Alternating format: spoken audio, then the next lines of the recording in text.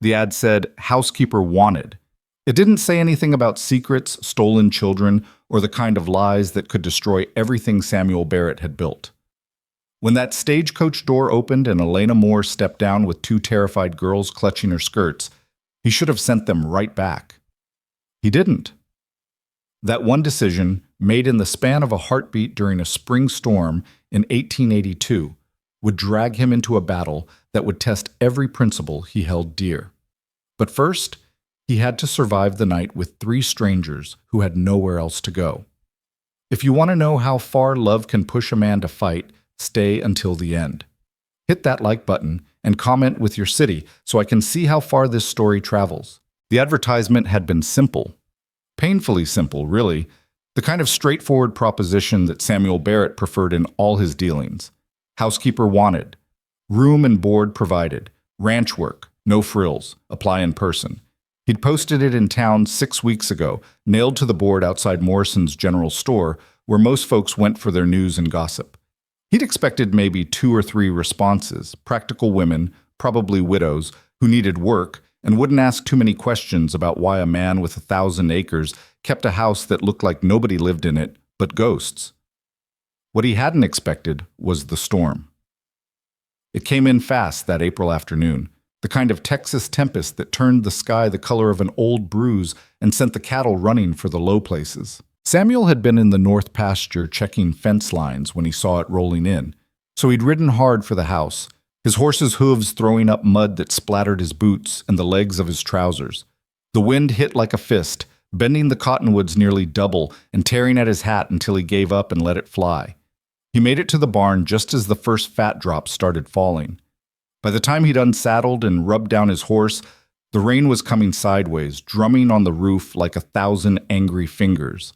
He ran for the house with his coat pulled over his head, already soaked through by the time he slammed the kitchen door behind him. The house greeted him the way it always did, with silence. Cold, complete, absolute silence. Not the peaceful quiet of contentment, but the hollow emptiness of a place where nobody laughed or argued or sang while they worked. Samuel had lived alone for 3 years now, ever since his father died and left him the ranch. 3 years of cooking his own meals, washing his own clothes, and listening to nothing but the wind and his own thoughts for company. It was enough to make a man lose his mind if he thought about it too long. He didn't usually think about it, but standing there in his kitchen, dripping rainwater onto the floor he'd swept that morning with more determination than skill, he felt the weight of it press down on his shoulders like a physical thing. The house needed a woman's hand. Hell, it needed anyone's hand but his. He could run cattle and mend fences and break horses, but he couldn't make a house feel like a home, no matter how hard he tried. That's when he heard the wheels. At first he thought he was imagining it, because who in their right mind would be out on the roads in weather like this? But there it was again, the unmistakable creak and rattle of a wagon or stagecoach getting closer. Samuel moved to the window and wiped away the condensation with his sleeve.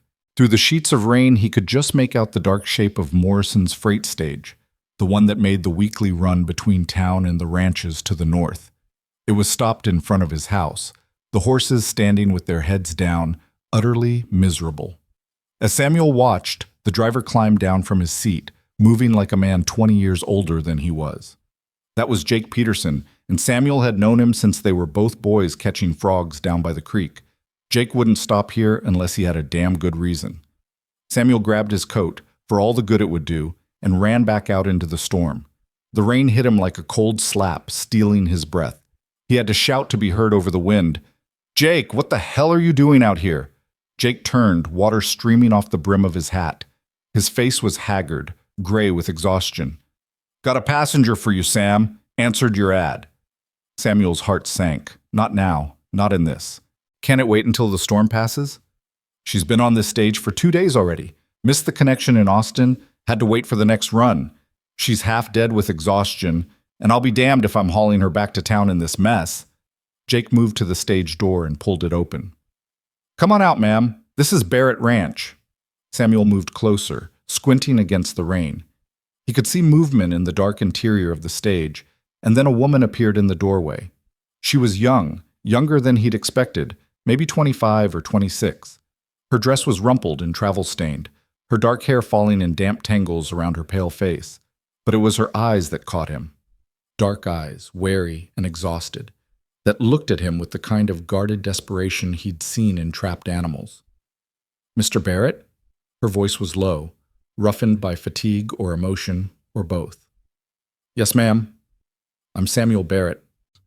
He reached up to help her down, but she hesitated, glancing back into the stage. "I need to tell you something first."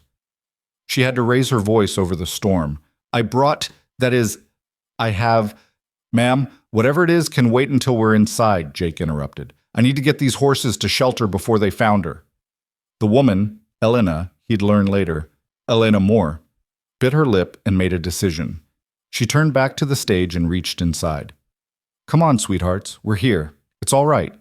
And then Samuel's carefully ordered world tilted sideways and fell apart, because Elena Moore didn't step down alone. She was followed by two small figures, both bundled in coats too large for them, both moving with the careful, frightened precision of children who'd learned not to make sudden movements. Two girls, one maybe 8 or 9 years old, the other no more than 6. They clung to Elena's skirts as she climbed down, their eyes enormous in their small faces as they stared at Samuel through the rain. "I'm sorry," Elena said, and her voice cracked on the words. "I should have written. I should have told you. But I was afraid you'd say no, and I had nowhere else to go." Samuel stood frozen, his mind racing. This wasn't what he'd advertised for. One housekeeper, that's what he'd wanted. One quiet, practical woman who'd keep to herself and keep his house in order. Not a woman with 2 children, 2 more mouths to feed, 2 more lives to be responsible for. His first instinct was to say no, to tell Jake to take them back to town, to let someone else deal with this complication. But he looked at those girls, really looked at them, and felt something crack open in his chest. They were terrified. Not just scared of the storm or the strange place, but terrified in a way that went bone deep. The older girl held the younger one's hand so tightly, her knuckles were white, and both of them pressed against Elena like she was the only solid thing in a world that had betrayed them. Their clothes were worn but clean, carefully mended.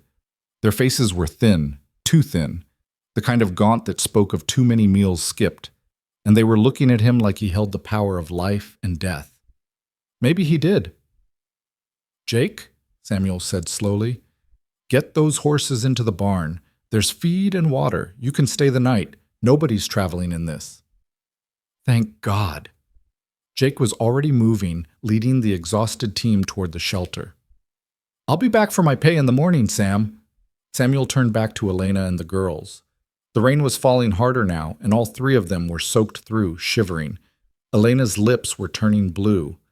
The decision he'd been wrestling with evaporated in the face of simple necessity. "Get inside," he said. "All of you. Now." Elena's shoulders sagged with relief so profound it was almost painful to witness. "Thank you," she whispered. "Thank you so much." She ushered the girls toward the house, moving quickly. Samuel followed, his mind still reeling. What the hell had he just agreed to? He'd wanted a housekeeper, not an instant family. This was temporary, he told himself, just until the storm passed. Then they'd figure out what came next. Inside, the house felt even emptier than usual, with 4 people crowding into the kitchen. Samuel grabbed towels from the cupboard, threadbare things, but clean, and handed them out. Elena took hers with a murmured thanks and immediately began drying off the girls, her movements efficient and tender. "I'm Elena Moore," she said as she worked, not quite meeting his eyes. "This is Lydia." She touched the older girl's shoulder. "And this is Rose." The older girl, Lydia, stared at him with sharp, assessing eyes that seemed far too old for her face. The younger one, Rose, buried her face in Elena's skirt and refused to look at him at all. "Mr. Barrett," Elena continued, straightening up. She kept one hand on each girl, as if afraid they might disappear if she let go. "I know this isn't what you expected. I know you advertised for a housekeeper, not this. But I'm a hard worker. I can cook and clean and sew. I can manage accounts. I worked in a hotel in San Antonio for 2 years before—" She stopped, swallowed. "I won't cause trouble. We won't cause trouble. I just need work and a place for them to be safe." Safe. The word hung in the air like smoke. Samuel heard everything she didn't say in that word. Safe from what? Safe from whom? He should ask. He should demand to know exactly what he was getting into. But the girls were still shivering, their lips still blue, and Elena looked like she might collapse if he pushed too hard. "We'll talk in the morning," he said instead. "Right now, you all need to get warm and dry. There's a room upstairs, second door on the right. It's not much, but there's a bed and blankets. I'll get a fire going." "We can sleep anywhere," Elena said quickly. "The floor is fine. We don't want to be any trouble." "You'll sleep in a bed." Samuel's voice came out harsher than he intended. He softened it. "Please. It's just sitting empty anyway." Elena looked at him for a long moment, those dark eyes searching his face for something. Whatever she found seemed to satisfy her, because she nodded slowly. "Thank you, Mr. Barrett. Samuel, call me Samuel." Samuel. She tried the name out carefully, like she was testing its weight. "Thank you, Samuel." She gathered the girls and headed for the stairs, moving with the careful stiffness of someone whose body was running on nothing but determination.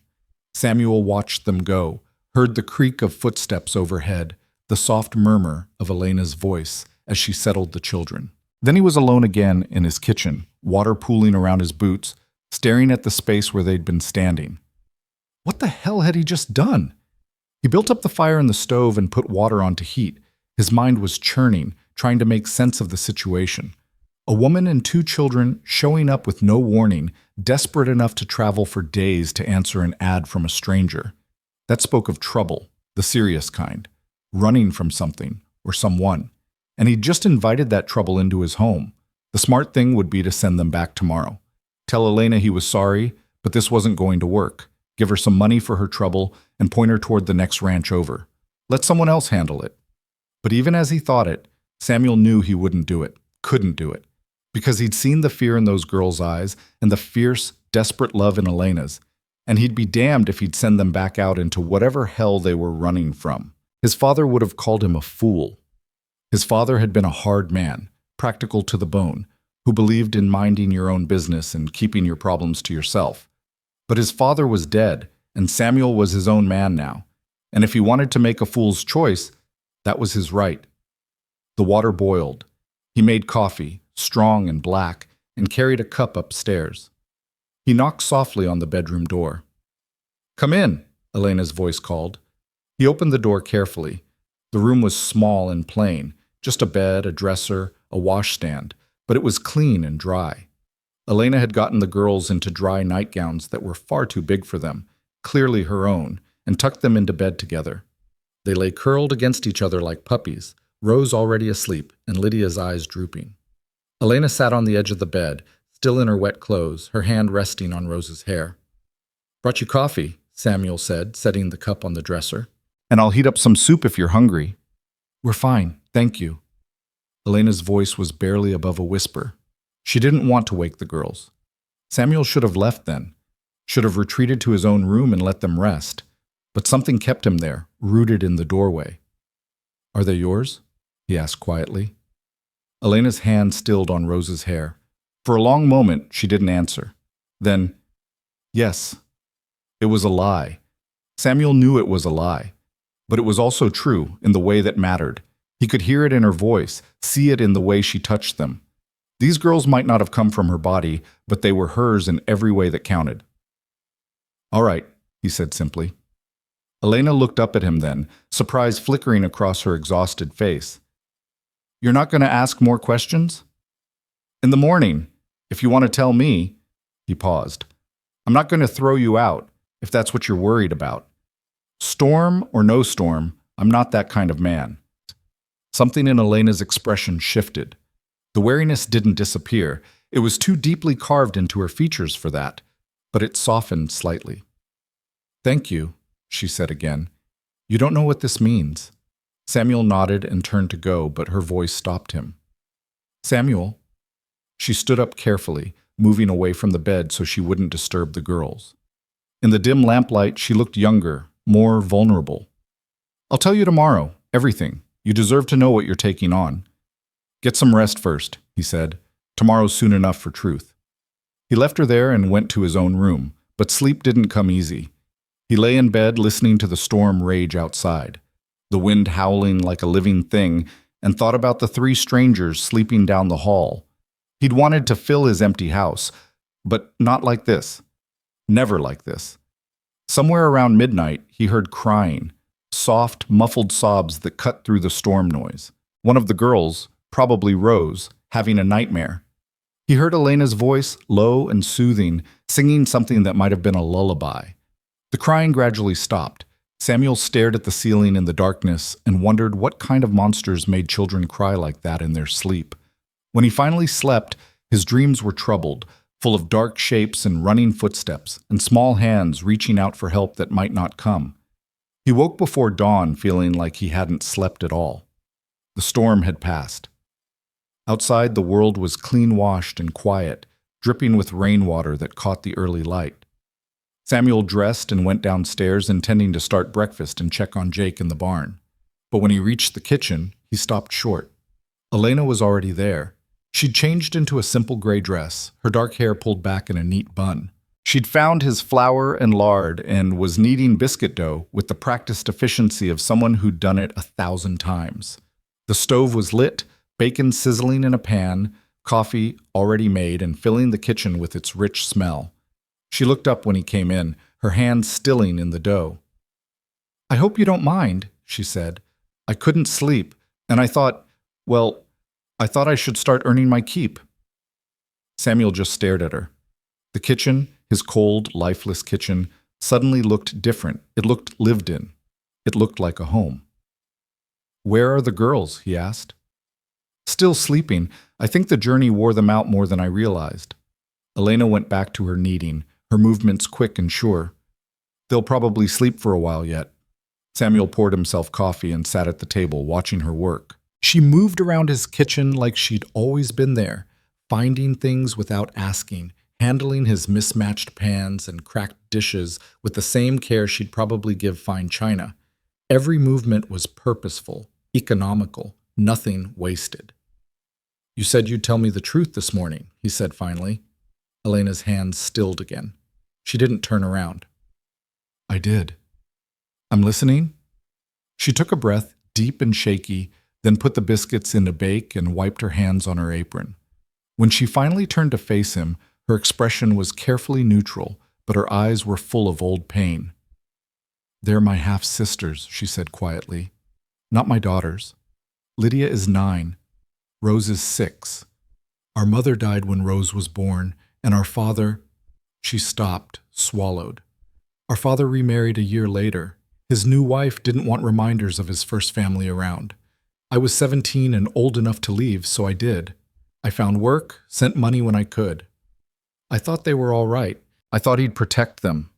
But he didn't," Samuel said. "He died last winter. Fever took him." Elena's voice was flat now, drained of emotion. "His wife, their stepmother, she put them in an orphanage. She told me they'd gone to live with family back east. I only found out the truth 2 months ago when a friend wrote to me. By the time I got there, they'd been in that place for 6 weeks. Samuel felt something cold settle in his stomach. He'd heard stories about orphanages. Most weren't good. "They were half-starved," Elena continued, her hands clenching in her apron. "Scared of their own shadows. Rose wouldn't talk at all for the first week. Lydia—" her voice cracked. "Lydia tried to take care of her, but she's just a child herself. She shouldn't have to be that strong." "How did you get them out?" "I told them I was their sister. I had papers, proof of relation. They let me take them." She laughed, bitter and sharp. "They were happy to have 2 fewer mouths to feed. But I lost my job at the hotel because of it. Taking on 2 children without a husband, without means. They said it reflected poorly on their establishment. So I started looking for work, and I saw your advertisement." She met his eyes then, direct and unflinching. "I know I lied by omission. I know I should have told you about them before I came, but I was afraid. Every place I tried before, as soon as they found out about the girls, the answer was no. I thought if I could just get here, if I could show you that I was capable, that they were good children." She stopped, her composure finally cracking. "I had nowhere else to go, Samuel. No family, no money left. If you send us away, I don't know what I'll do. The kitchen was silent except for the crackle of the fire and the sizzle of bacon.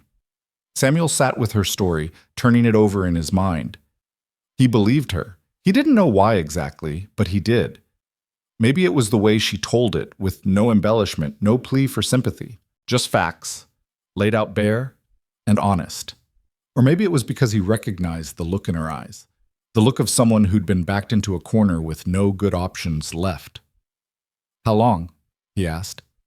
Elena blinked. "What?" "How long did you plan to stay? Assuming I let you." She hesitated, clearly trying to figure out the right answer.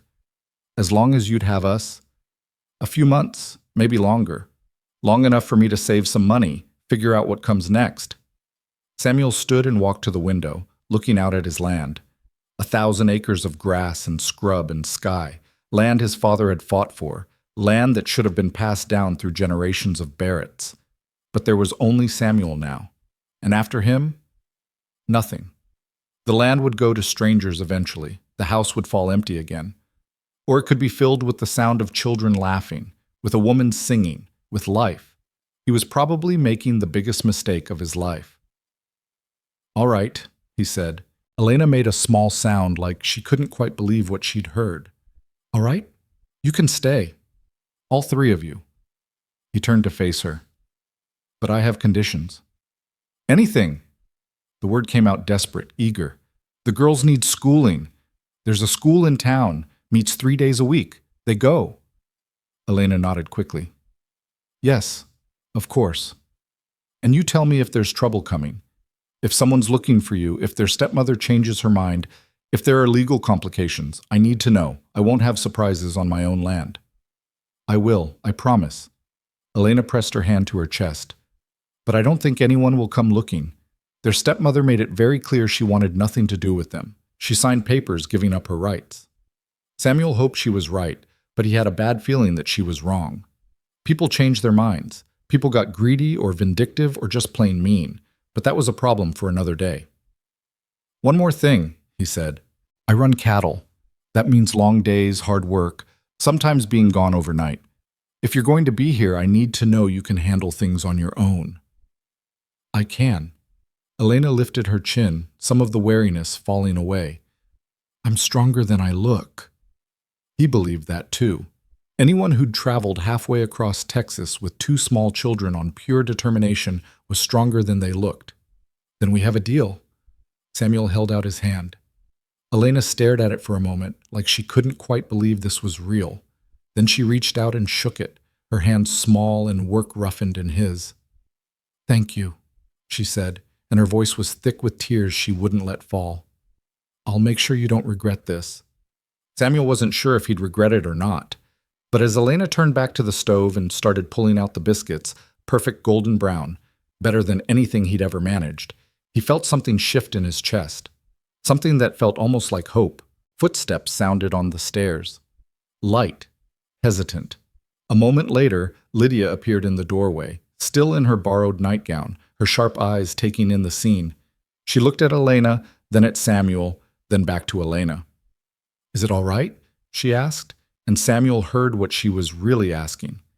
"Are we staying? Are we safe?" Elena's smile was like sunrise. "Yes, sweetheart. It's all right. We're staying." Rose appeared behind her sister, peeking around Lydia's shoulder. When she saw Samuel, she grabbed Lydia's hand and held on tight. "Come eat," Elena said gently. "Mr. Barrett has been kind enough to let us stay, so we're going to show him what a good family we can be." They came into the kitchen slowly, cautiously, and sat at the table where Elena directed them. Samuel watched them eat. They had good manners, careful and precise, but he could see how they forced themselves not to gobble the food down. They were still hungry, still afraid the food might disappear if they didn't eat it fast enough. It broke his heart a little, watching them. He'd lived alone for 3 years. He told himself he preferred it that way. No complications, no responsibility for anyone but himself. Clean. Simple. But sitting there in his kitchen, listening to Elena hum while she cooked and watching 2 small girls slowly relax enough to smile at each other over their breakfast, Samuel realized something that should have terrified him. He didn't want simple anymore. He wanted this. This noise, this life, this sudden, unexpected family that had fallen into his lap like a gift from a storm. And he'd be damned if he'd let anyone take it away. Outside, the sun was rising over his land, burning off the last of the rain. Jake would be up soon, wanting to get back to town. The cattle would need checking after the storm. The ranch work would go on, the same as it always did. But inside the house, everything had changed. Samuel Barrett had advertised for a housekeeper. What he'd gotten instead was 3 people who needed him, maybe as much as he needed them. And though he didn't know it yet, couldn't possibly know it yet, that simple decision to let them stay would set in motion a series of events that would test everything he believed about family, justice, and how far a man would go to protect the people he loved. But that morning, in his kitchen, with the smell of bacon and biscuits and fresh coffee in the air, and the sound of a child's quiet laughter just beginning to bloom, Samuel let himself believe that maybe, just maybe, he'd made the right choice. Even if the truth about Elena Moore and her sisters was more complicated and more dangerous than any of them could imagine, even if the storm that had brought them to his door was nothing compared to the one that was coming. For now, this moment, it was enough. It had to be enough. The first week passed in a careful dance of boundaries and silences. Elena moved through the house like a woman determined to make herself indispensable, rising before dawn to start the fire, preparing meals that transformed Samuel's simple provisions into something approaching comfort. She scrubbed floors that hadn't seen proper attention in years, mended curtains he'd forgotten were torn, and somehow managed to make the ranch house feel less like a temporary shelter and more like a place where people actually lived. Samuel watched her work with a mixture of gratitude and unease. She was tireless, almost frantically so, as if afraid that any moment of rest might give him reason to reconsider their arrangement. He wanted to tell her to slow down, that she'd already proven herself capable, but the words caught in his throat every time he tried. The truth was, he didn't quite trust this situation yet either. The girls were quieter problems. Lydia spent most of her time watching everything with those sharp, assessing eyes, positioned always between Samuel and her younger sister like a small, fierce guardian. She spoke only when spoken to, her answers precise and carefully neutral. Rose didn't speak at all, at least not to Samuel. She clung to Elena's skirts whenever he was in the room, and if he got too close, she'd press her face into her sister's shoulder and refuse to look at him.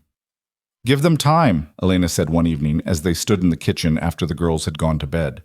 She was washing dishes, her hands red from the hot water.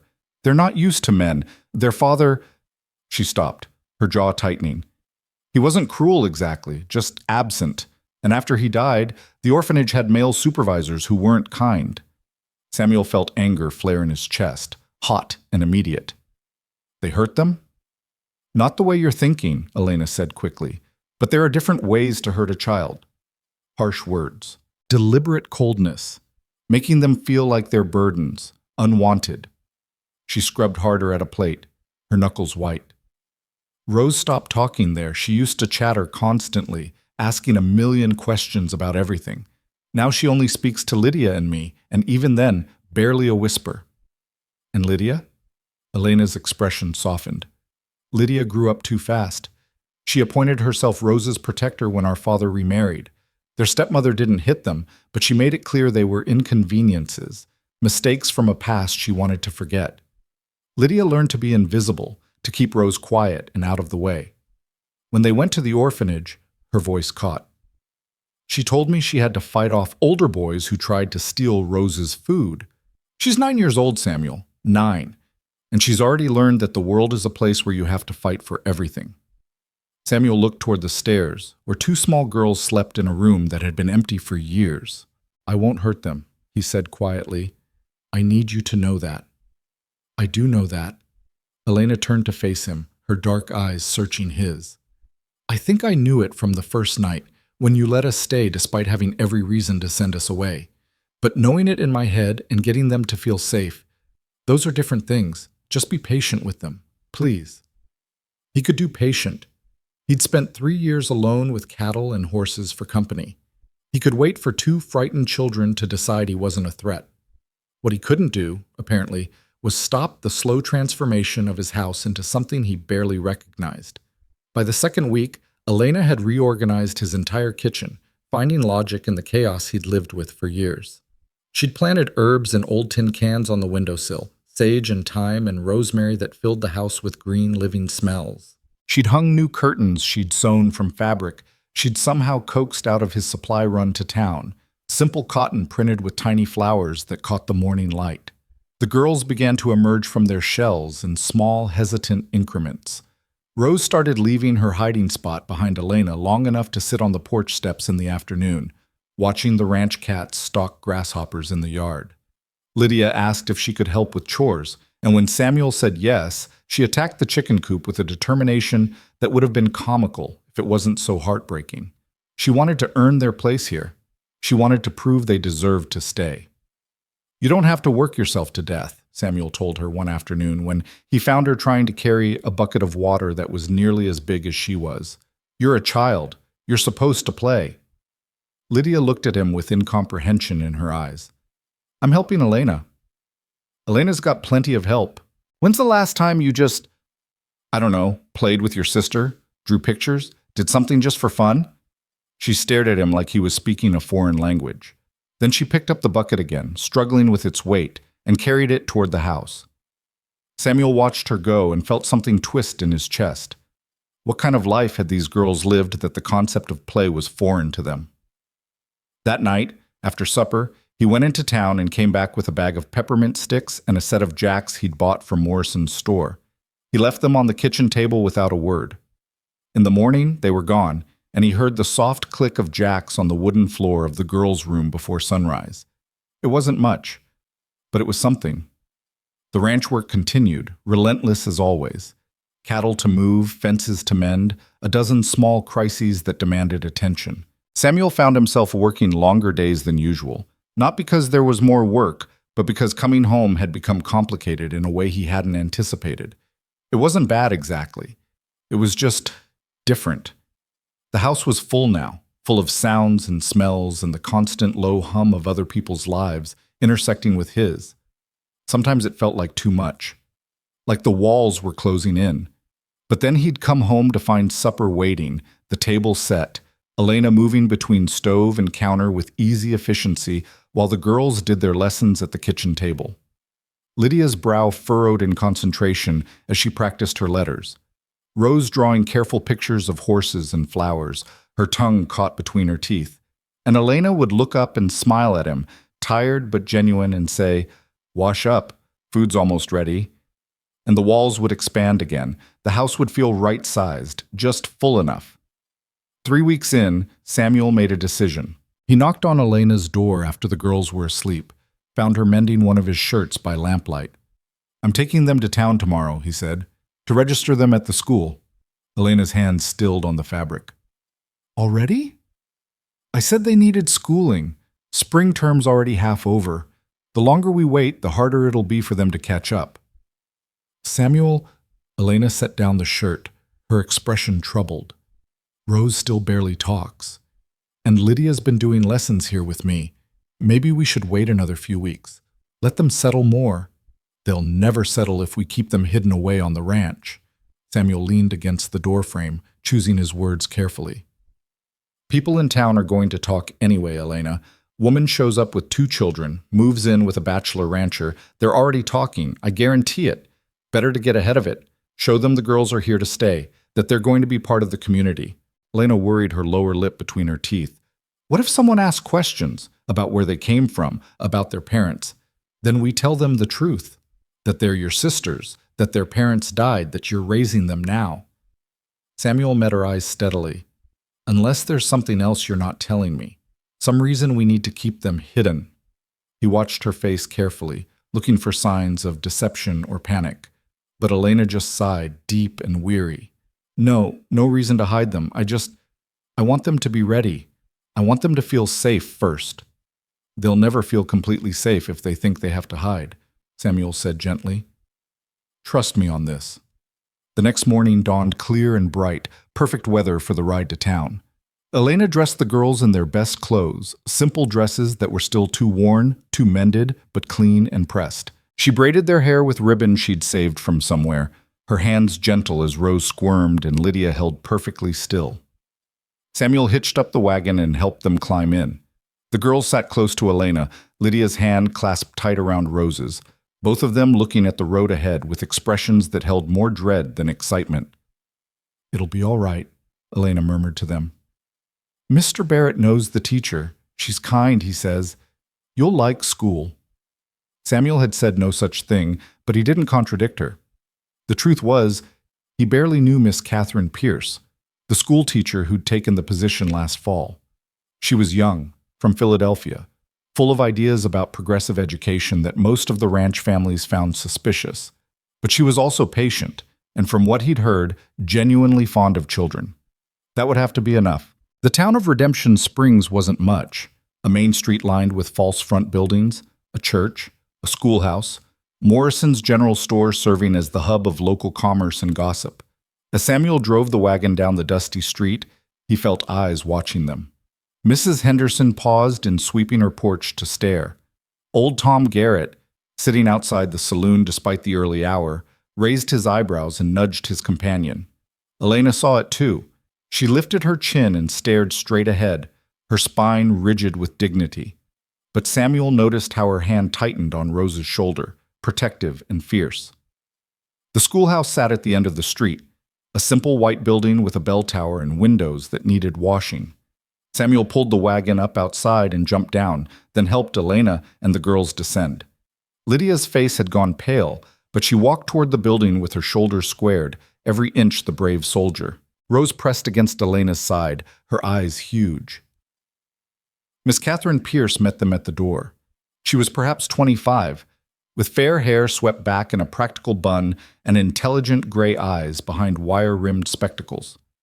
She wore a simple blue dress and an expression of polite curiosity. "Mr. Barrett," she said, extending her hand.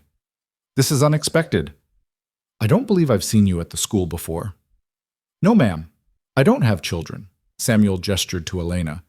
"But I'm here on behalf of Miss Moore and her sisters. They'll be needing enrollment." Miss Pierce's gaze shifted to Elena and the girls, her expression brightening. "How wonderful! We always need more students." She crouched down to the girls' level, her smile warm. "What are your names?" Lydia glanced at Elena, who nodded encouragingly. "I'm Lydia Moore," she said, her voice small but clear. "This is my sister Rose. She's 6. I'm 9. "Welcome, Lydia and Rose." Miss Pierce didn't seem bothered by Rose's silence or the way she hid behind Elena's skirts. "We have several children your ages. I think you'll fit right in." "Rose doesn't talk much," Lydia said quickly, defensive. "But she's smart. She knows her letters and numbers. I've been teaching her." "I'm sure she is smart," Miss Pierce said gently. "And it's all right if she doesn't want to talk right away. School can be overwhelming. We'll take it slow." She stood and addressed Elena. "Miss Moore, is it? Are you—" She hesitated delicately. "Forgive me, but are you living at Barrett Ranch now?" Elena's chin came up. "I'm Mr. Barrett's housekeeper. My sisters and I are staying at the ranch, yes." Samuel watched the teacher's face carefully, looking for judgment or suspicion. But Miss Pierce just nodded, as if the arrangement was perfectly ordinary. "Then you'll need to register them officially. Come inside and we'll handle the paperwork." The schoolroom was bright and airy, walls covered with children's drawings and maps. A dozen desks sat in neat rows sized for small bodies. It smelled like chalk and old books and possibility. Rose's grip on Elena's hand loosened slightly as she looked around, her eyes catching on a shelf of readers in the corner. Miss Pierce found the registration forms and began filling them out with Elena, asking questions about the girls' ages, previous schooling, any special needs or concerns. Lydia stood close to the teacher's desk, listening intently.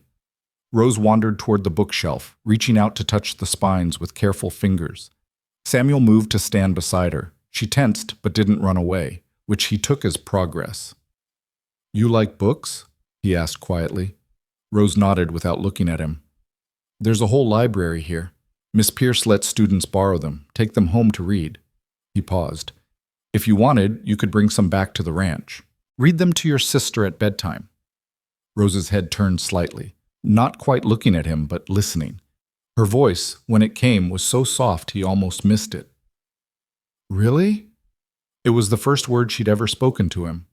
Samuel felt something warm bloom in his chest. "Really?" She glanced up at him then, quick and fleeting, her eyes the same dark brown as Elena's. Then she looked back at the books and pulled one from the shelf, clutching it against her chest like treasure. The registration took another 20 minutes. Miss Pierce explained the school schedule. Classes 3 days a week, reading, arithmetic, history, nature study. She gave Elena a list of supplies the girls would need, basic things like slates and chalk and primers. She didn't mention the cost, but Samuel saw Elena's face tighten with worry. She was calculating, trying to figure out how she'd afford it all on whatever wages he hadn't yet discussed with her. "I'll cover the supplies," Samuel said. "Consider it part of the arrangement." Elena turned to him, surprise and gratitude warring in her expression. "Samuel, you don't have to." "I know I don't have to. I want to." He looked at Miss Pierce. "When can they start?" "Monday would be fine. That gives them a few days to prepare." The teacher smiled at the girls. "I'm looking forward to having you both in class. I think you're going to love it here." They left the schoolhouse with Rose still clutching her borrowed book and Lydia looking slightly less terrified. As they walked back to the wagon, Samuel noticed more stares, more whispers, but he also saw Mrs. Henderson give Elena a small nod, almost approving, and Tom Garrett tipped his hat, which was more respect than the old drunk showed most people. Maybe the town wouldn't be a problem after all. They stopped at Morrison's for supplies, slates and chalk for the girls, thread and fabric for Elena. While Samuel was settling the bill, Morrison leaned across the counter, his voice low. "Word of advice, Barrett. People are going to talk. Woman your age, living on your property, 2 kids." He shrugged. "You know how folks are."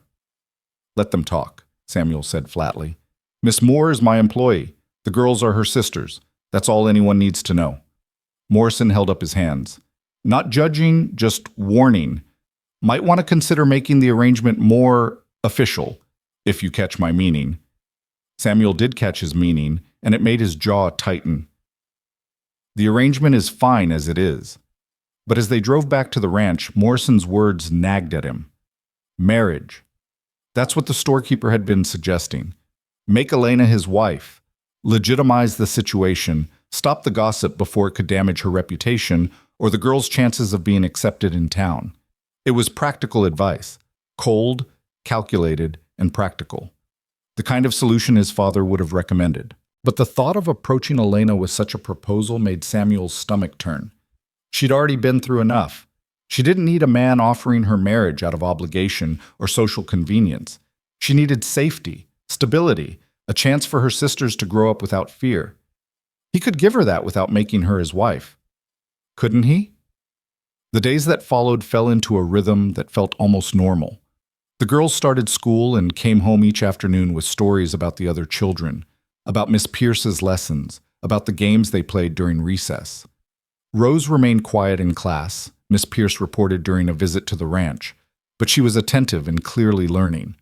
Lydia had already proven herself ahead of most students her age in reading and was helping younger children with their letters. "They're good girls," Miss Pierce said as Elena served her tea in the kitchen. "A credit to you, Miss Moore. You've done well with them." Elena's smile was tired but genuine. "Thank you. They've been through so much. I just want them to have a chance at a normal childhood." "Well, they're certainly thriving now." Miss Pierce paused, her expression becoming more serious. "Though I should mention, there's been some talk in town. Nothing terrible, but you should be aware of it." Samuel, who'd been listening from the doorway, stepped forward.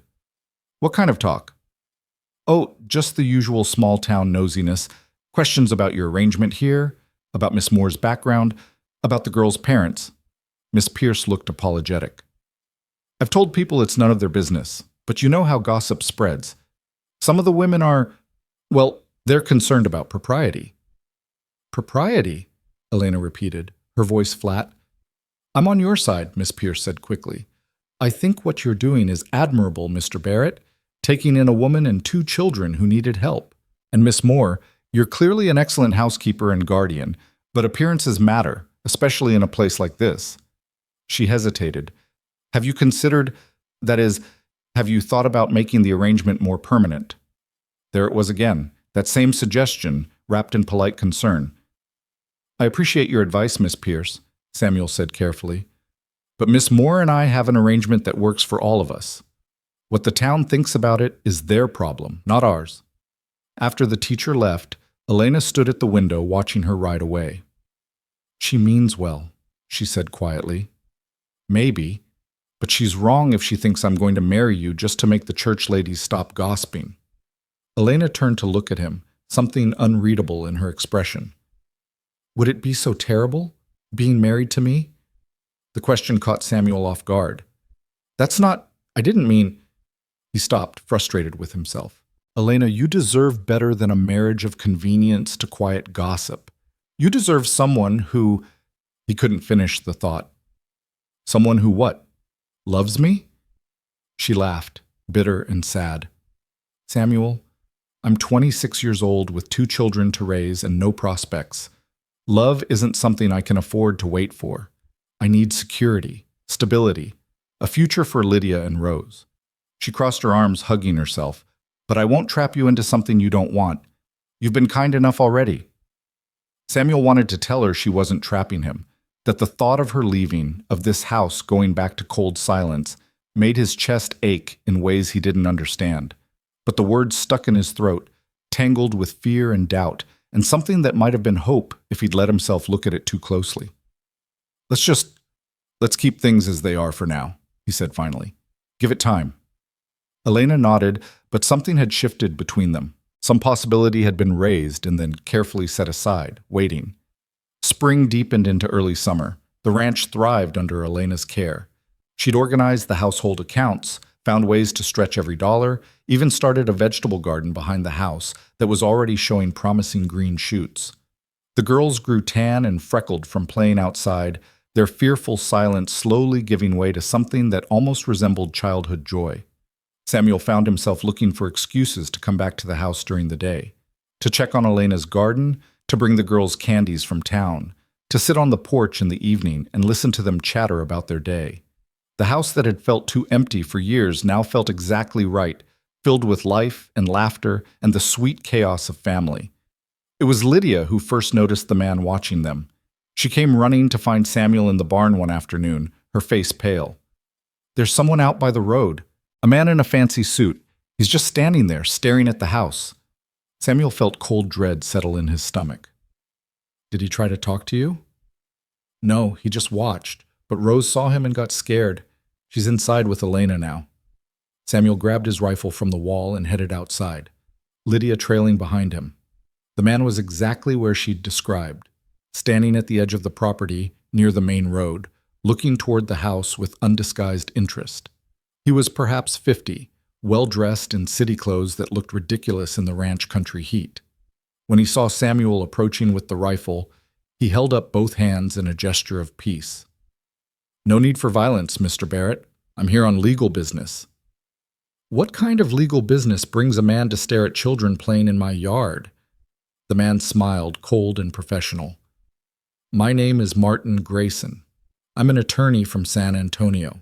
I represent Mrs. Charlotte Moore regarding a matter of custody and inheritance. Every word landed like a stone.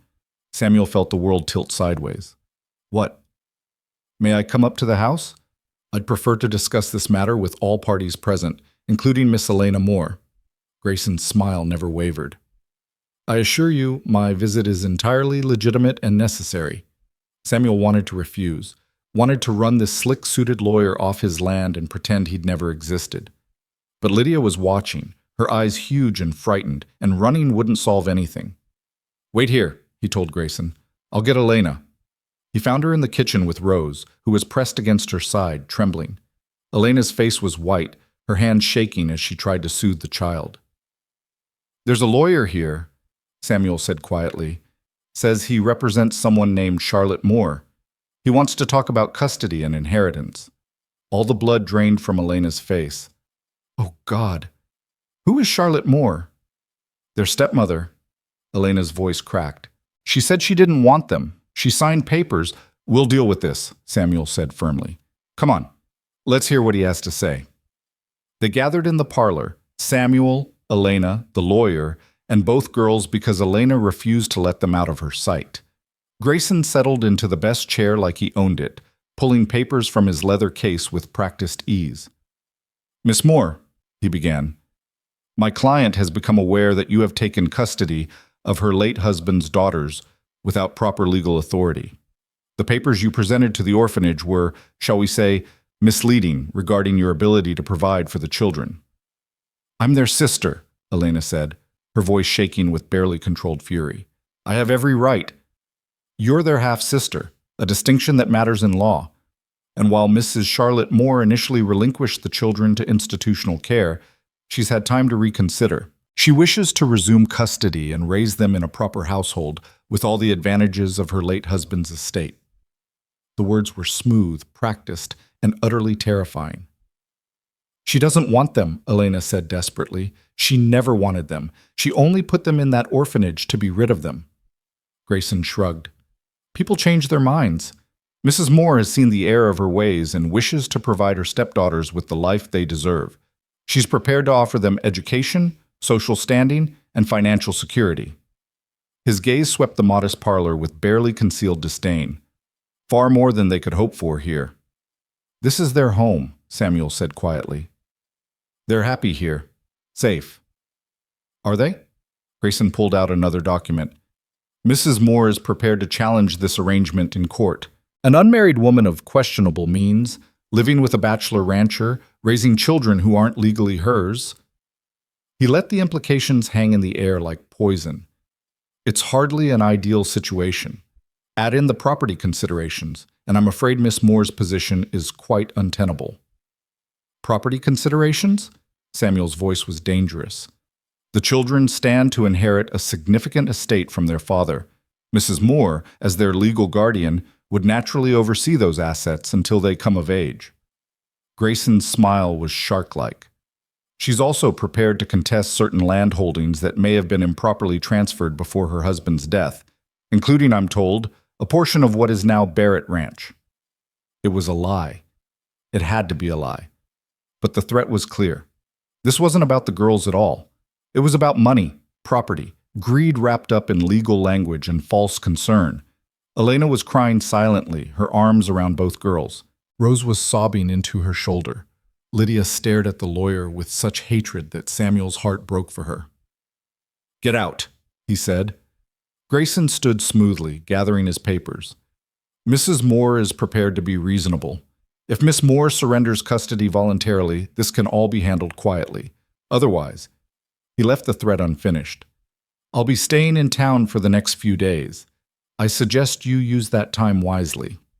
He let himself out, leaving the four of them sitting in the wreckage of their fragile peace.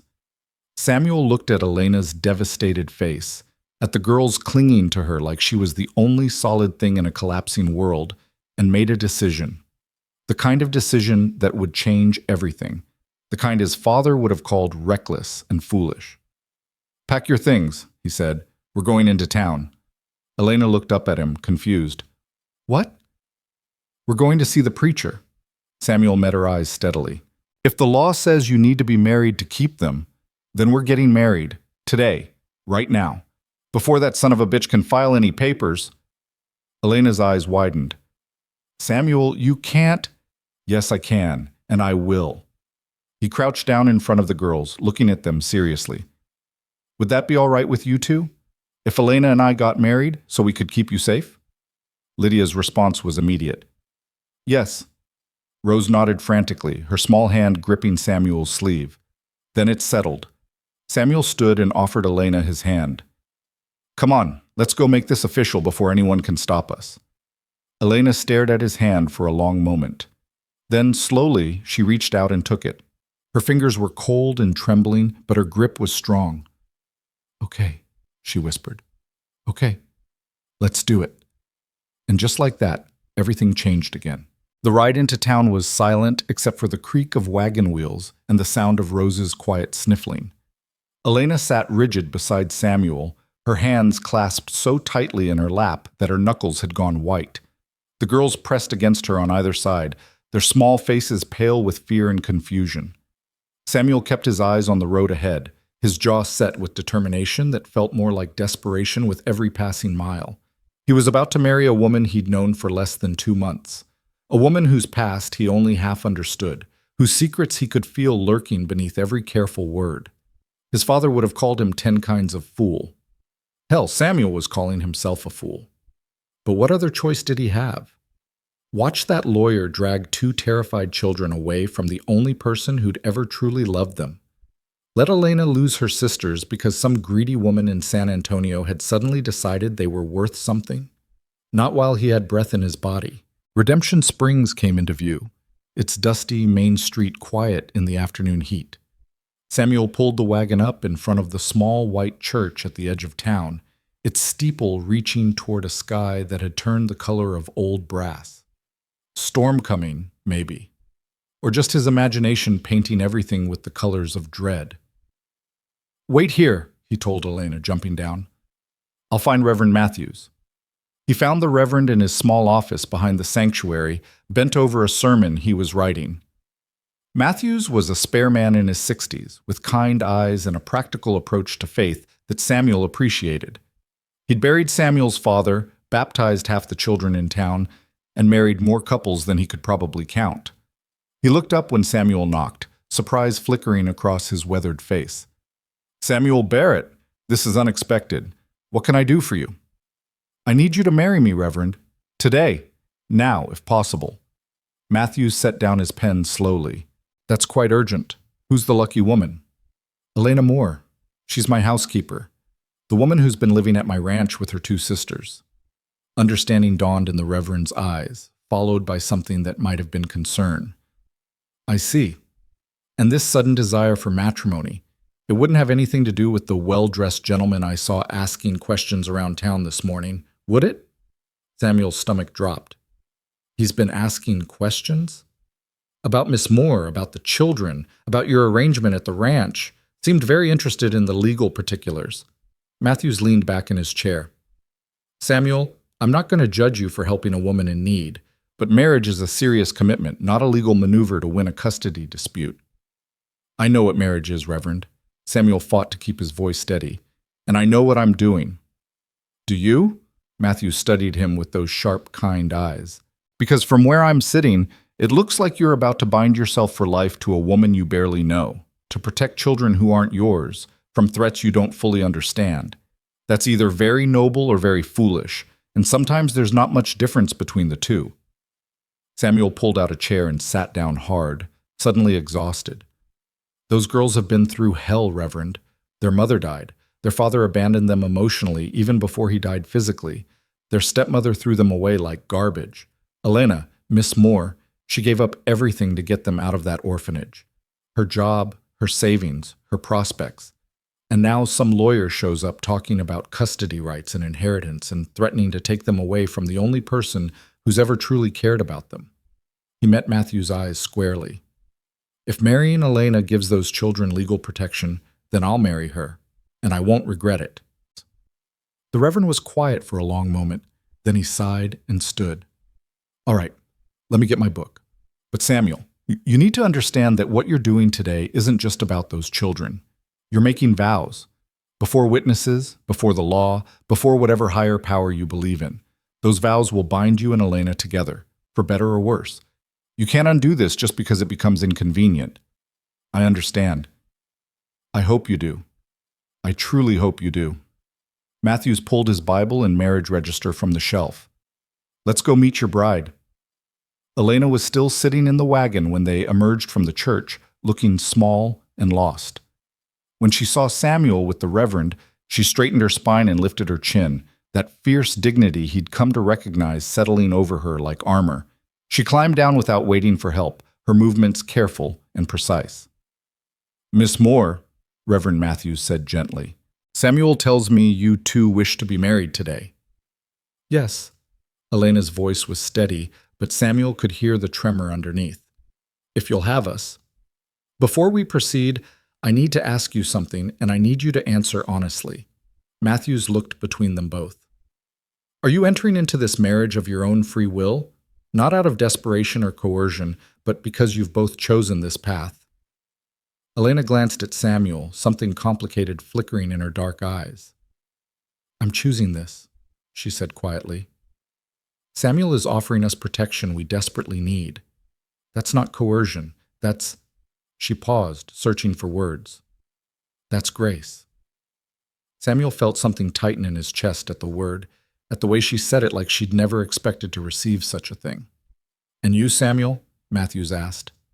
I'm choosing this too, Samuel said firmly. Nobody's forcing my hand. The Reverend studied them both for another moment, then nodded slowly. We'll need witnesses. 2, by law. I'll fetch Miss Pierce from the schoolhouse, Samuel said, and maybe Morrison from the store. I'll come with you, Matthews said. Give the ladies a moment to prepare. Samuel followed the Reverend back toward town, leaving Elena with the girls. As they walked, Matthews spoke without looking at him.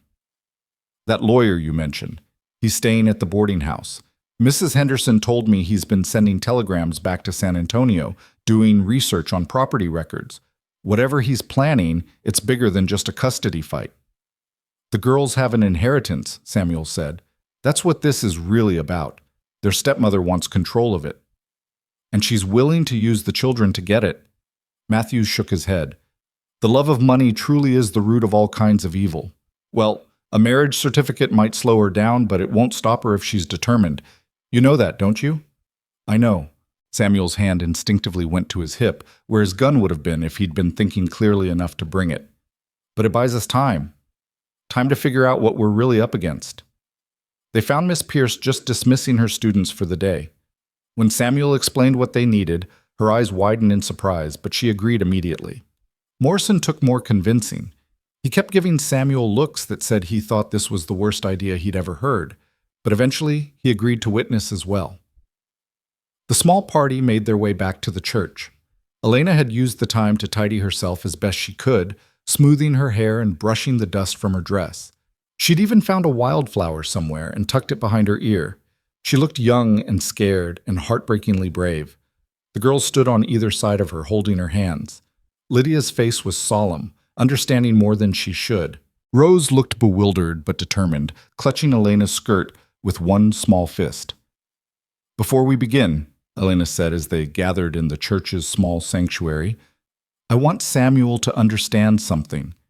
She looked at him directly, her voice stronger now. If you do this, if you marry me, I will be a good wife to you. I'll keep your house, manage your affairs, stand beside you in whatever comes. I won't shame you or make you regret this choice. That's my vow, made before we even speak the official ones. Samuel felt something shift in his chest, some locked door he hadn't known was there swinging open just a crack. Elena, let me finish. She took a breath. But I also need you to understand that my first loyalty will always be to them. She squeezed the girl's hands. They're my blood, my responsibility. If this marriage ever becomes a threat to their well-being, if you ever... She couldn't finish the sentence. I would never hurt them, Samuel said quietly. Or you. That's my vow, Elena, before we speak any official ones. Their eyes held for a long moment. Then Elena nodded. Satisfied or simply out of choices, Samuel couldn't tell which. Reverend Matthews opened his Bible, and the ceremony began. It was strange, speaking those ancient words in the dusty afternoon light, with only a handful of witnesses and a palpable sense of desperation hanging over everything. Samuel heard himself promising to love, honor, and cherish, and wondered if he was lying. He barely knew this woman. But then he looked at her face, at the fierce determination in her eyes, at the way she held those girls like they were the only thing keeping her tethered to earth. And he thought maybe it wasn't a lie after all. Maybe it was just a different kind of truth, one that hadn't fully formed yet but was waiting there, potential and promise mixed together. Elena's voice shook when she spoke her vows, but she never looked away from him. I, Elena Moore, take you, Samuel Barrett, to be my wedded husband, to have and to hold from this day forward, for better, for worse, for richer, for poorer, in sickness and in health, to love and to cherish, till death do us part. Till death do us part. Samuel felt the weight of those words settle over him like a mantle. This wasn't temporary anymore. This wasn't just an arrangement that could be dissolved when it became inconvenient. This was permanent, binding, real. By the power vested in me, I now pronounce you husband and wife. Reverend Matthews closed his Bible with a soft thud that sounded like finality. Samuel, you may kiss your bride. Samuel hadn't thought about this part. He leaned in carefully, aware of the girls watching, of the witnesses, of Elena's sudden tension. He pressed a brief, chaste kiss to her lips. They were soft and tasted like salt, like she'd been crying when he wasn't looking. Then he pulled back, and it was done. He was married. Miss Pierce was crying openly, dabbing at her eyes with a handkerchief. Morrison looked uncomfortable, but shook Samuel's hand with gruff congratulations. Reverend Matthews embraced them both, his weathered face creased with concern and hope in equal measure. "May you find happiness together," he said quietly, "and may those children know peace and safety in your home." "Thank you, Reverend," Elena whispered, "for everything." They signed the marriage register, Samuel's hand steady and Elena's shaking slightly as she wrote her new name for the first time. Elena Barrett. It looked strange on the page, like a fiction that might evaporate if you looked at it too long. As they left the church, Samuel spotted Martin Grayson standing across the street, watching them with an expression of cold calculation. The lawyer had seen everything. He knew exactly what they'd done and why. Samuel met his gaze steadily, his hand moving to rest protectively on Elena's shoulder. A challenge, clear and unmistakable. "Come after us now. Try to take them now." Grayson's smile was thin and humorless. Then he turned and walked away, his expensive shoes leaving small clouds of dust in his wake. "He's going to fight this, isn't he?" Elena said quietly. "Probably." Samuel guided her toward the wagon. "But now he's fighting a legal marriage, not an informal arrangement. That makes things a lot more complicated for him." They rode back to the ranch in silence. The storm Samuel had sensed earlier was rolling in fast now, dark clouds massing on the horizon like an army preparing for battle. The wind picked up, carrying the smell of rain and ozone and change. At the house, Elena moved through the kitchen, preparing supper with mechanical efficiency, her hands busy while her mind was clearly elsewhere. The girls were subdued, speaking in whispers, their earlier joy at Samuel and Elena's marriage fading as the reality of the situation settled over them. Samuel found Lydia sitting on the porch steps as the first drops of rain began to fall, staring out at the darkening sky. "You all right?" he asked, sitting down beside her. "She's going to come, isn't she?" Lydia didn't look at him. "Our stepmother. She's going to come here and try to take us away." Samuel wanted to lie, to tell her everything would be fine, that she was safe now. But Lydia was too smart for comfortable lies. She deserved the truth. "She might try," he said carefully. "That's what the lawyer was here for, to scout the situation and see how hard it would be." "Why does she want us now?" Lydia's voice cracked. "She hated us when Father was alive. She made sure we knew we were unwanted, that we were mistakes from his first marriage. She put us in that terrible place and didn't even say goodbye. And now suddenly she cares? Why?" "Money," Samuel said bluntly. "Your father left you and Rose an inheritance. If she's your legal guardian, she controls it until you're grown." Lydia absorbed this information with the terrible understanding of a child who'd learned too young that adults were capable of great cruelty. "She doesn't love us? She never loved us. She just wants our money." "I know, sweetheart. I know.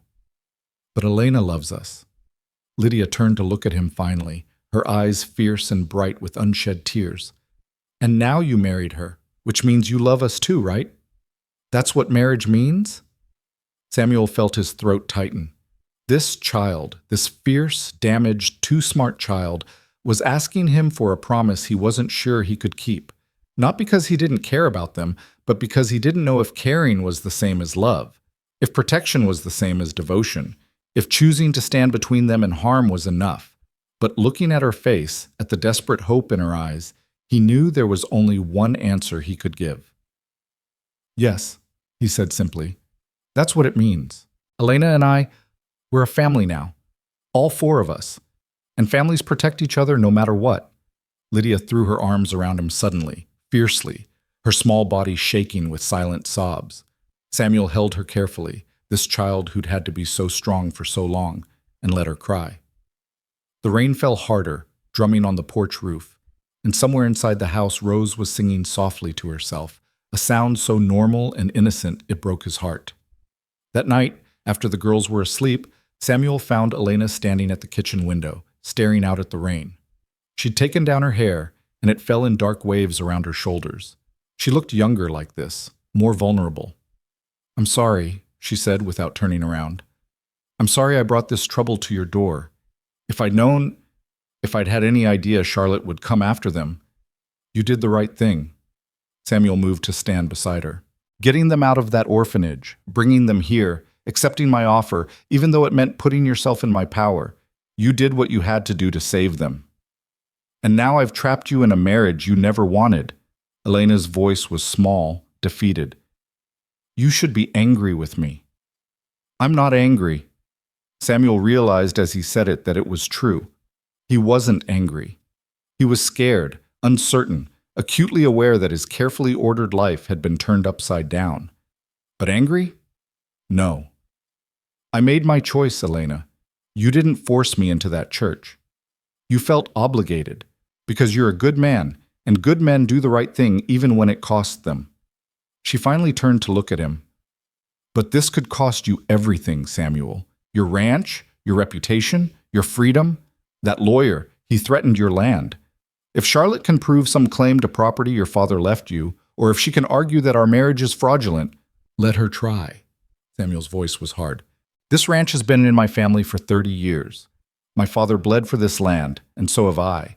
I'm not giving it up because some greedy woman thinks she can bully us into submission." "But what if we lose?" Elena's eyes were wide, frightened. "What if the court sides with her? What if they take the girls and your land and everything we've tried to build here?" "Then we'll deal with it." Samuel reached out and took her hand, the first time he'd touched her with deliberate intention since that brief kiss in the church. Her fingers were cold. "But we'll deal with it together. That's what marriage means, right? Facing whatever comes as a team?" Elena stared at their joined hands, something complicated moving across her face. "I don't know how to be married," she whispered. "I don't know what you expect from me, what rights you think you have now that we've spoken those vows. I don't—" She stopped, swallowed hard. "I don't know how to trust a man with that kind of power over me." Samuel felt his heart crack for her, for what those words revealed about her past. "I expect nothing from you that you're not ready to give," he said quietly. "We'll figure this out as we go. One day at a time, no pressure, no demands, just partnership. Friendship, maybe, if we're lucky. And if Charlotte forces this to court, if we have to convince a judge that our marriage is real, that we're a proper family," Elena's voice was barely audible. "They'll ask questions, Samuel, intimate questions. They'll want to know—" She couldn't finish. He understood what she couldn't say. If their marriage was challenged, they'd have to prove it was genuine, not just a legal maneuver. That meant sharing a room, presenting a united front, looking like a real couple instead of two people who'd married out of desperation. "We'll cross that bridge when we come to it," he said. "For now, you're sleeping in the room you've had since you got here. I'm sleeping in mine. Nobody needs to know anything different." Relief flooded Elena's face, followed quickly by something that might have been disappointment. "Thank you for understanding, for not—" She squeezed his hand once, quick and grateful, then pulled away. "I should get some rest. Tomorrow's going to be difficult." She was right about that. Samuel lay awake most of the night, listening to the rain and thinking about property law, custody battles, and the precarious position they'd put themselves in. Marriage had bought them time, but it hadn't solved the fundamental problem. Charlotte Moore wanted something. The girl's inheritance, revenge for some perceived slight, or maybe just the satisfaction of proving she could take what Elena loved. And she had money, connections, and the law on her side. What did they have? A hastily arranged marriage, a ranch that might be vulnerable to legal challenge, and the fierce determination to protect two children at all costs. It didn't feel like enough. Samuel must have finally dozed off because he woke to pounding on the front door, harsh and demanding. The sun was barely up, gray dawn light filtering through his curtains. He grabbed his pants and shirt, dressing quickly as the pounding continued. Elena appeared in the hallway, a robe pulled hastily over her nightgown, her hair mussed from sleep. "Who is that?" "Stay with the girls," Samuel ordered, moving past her. "Don't come downstairs." He reached the door and yanked it open, ready for Grayson or trouble or both. Instead, he found himself face to face with a woman. She was perhaps 40, dressed in expensive traveling clothes that looked absurd in the ranch country dust. Her hair was an elaborate confection of curls and pins, her face carefully painted, but it was her eyes that caught Samuel, cold, calculating eyes that swept over him with obvious disdain.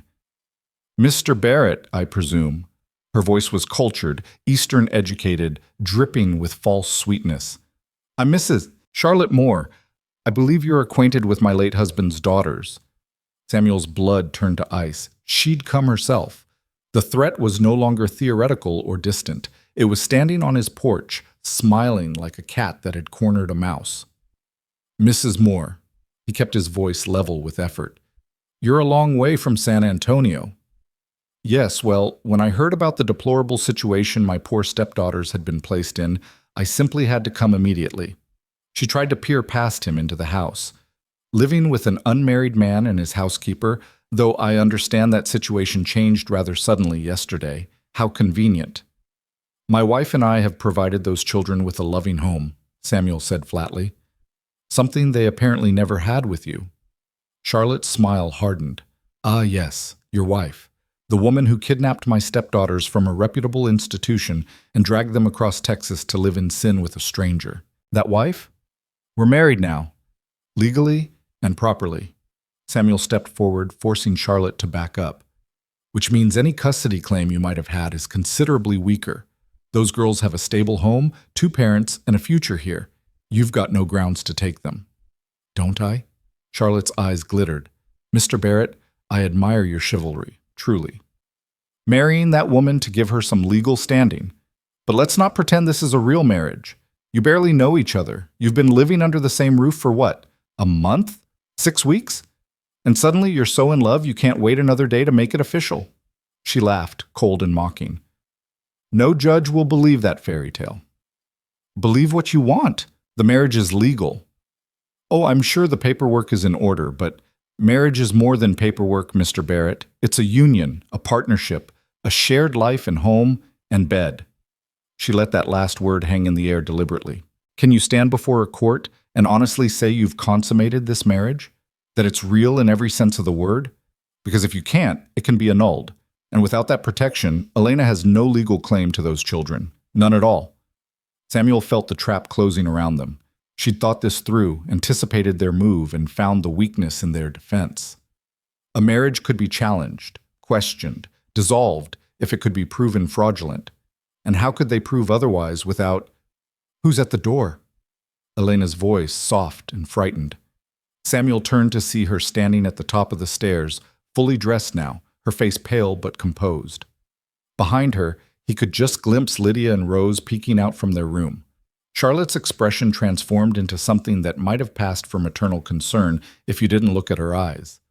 "My dear stepdaughters, there you are." She moved to push past Samuel, but he blocked her path. "You're not coming into my house." "I have every right." "No," Samuel said flatly. "You have no rights here.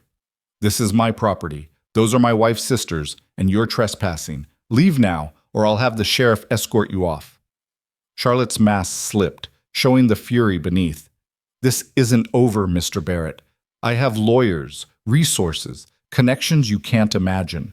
I will prove that this marriage is a sham, and I will take those children, and I will make sure you both pay for trying to keep what belongs to me." "They're not property," Elena said from the stairs, her voice shaking with suppressed rage. "They're children, human beings, and you never wanted them until you found out they came with money attached." "How dare you?" Charlotte started, but Samuel cut her off. "Get off my land, now." For a moment, Charlotte looked like she might argue. Then she smiled again, that cold, calculated smile. "I'll see you in court, Mr. Barrett, both of you.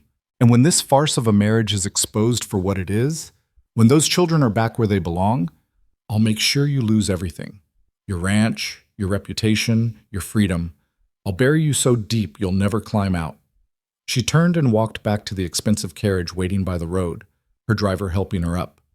Samuel stood in the doorway watching until the carriage disappeared down the road, his heart pounding with fury and fear. Elena came down the stairs slowly, her face ashen. "She meant every word," she whispered. "She's going to destroy us." She's going to try. Samuel closed the door and turned to face his wife, this woman he barely knew but had just sworn to protect. We need a real lawyer, someone who understands property law and custody cases, and we need to be ready to prove that this marriage is legitimate. Elena met his eyes, and in that moment, they both understood what he meant. What they would have to do if this went to court. The intimacy they'd have to fake or make real. The private details they'd have to expose to strangers. How far are you willing to go? She asked quietly.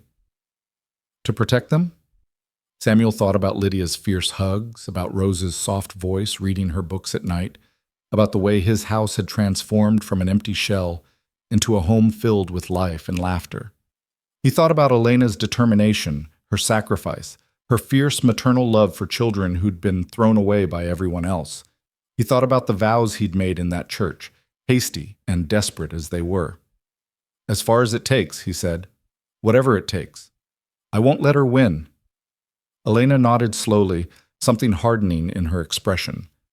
Then we fight. We find a lawyer, we prepare our case, and we show that court exactly what kind of woman Charlotte Moore really is. She straightened her shoulders, that fierce dignity settling over her again. And we make this marriage real enough that no judge in Texas can question it. The implications of that hung in the air between them, heavy and complicated and terrifying. But there was no other choice. Not if they wanted to keep the girls safe, not if they wanted to win. Samuel found their lawyer 3 days later in Austin, a weathered man named Jacob Thornton who'd built his reputation defending small ranchers against land speculators and corrupt officials. He listened to their story in his crimped office above a haberdashery, his lined face growing grimmer with each detail. She's smart, Thornton said finally, leaning back in his chair. Coming after you on multiple fronts. The custody claim gives her moral high ground with the court, makes her look like a concerned parent instead of what she really is. The property challenge keeps you defensive, worried about losing your ranch, and questioning the validity of your marriage. He shook his head. That's the killing blow if she can prove it. Can she prove it?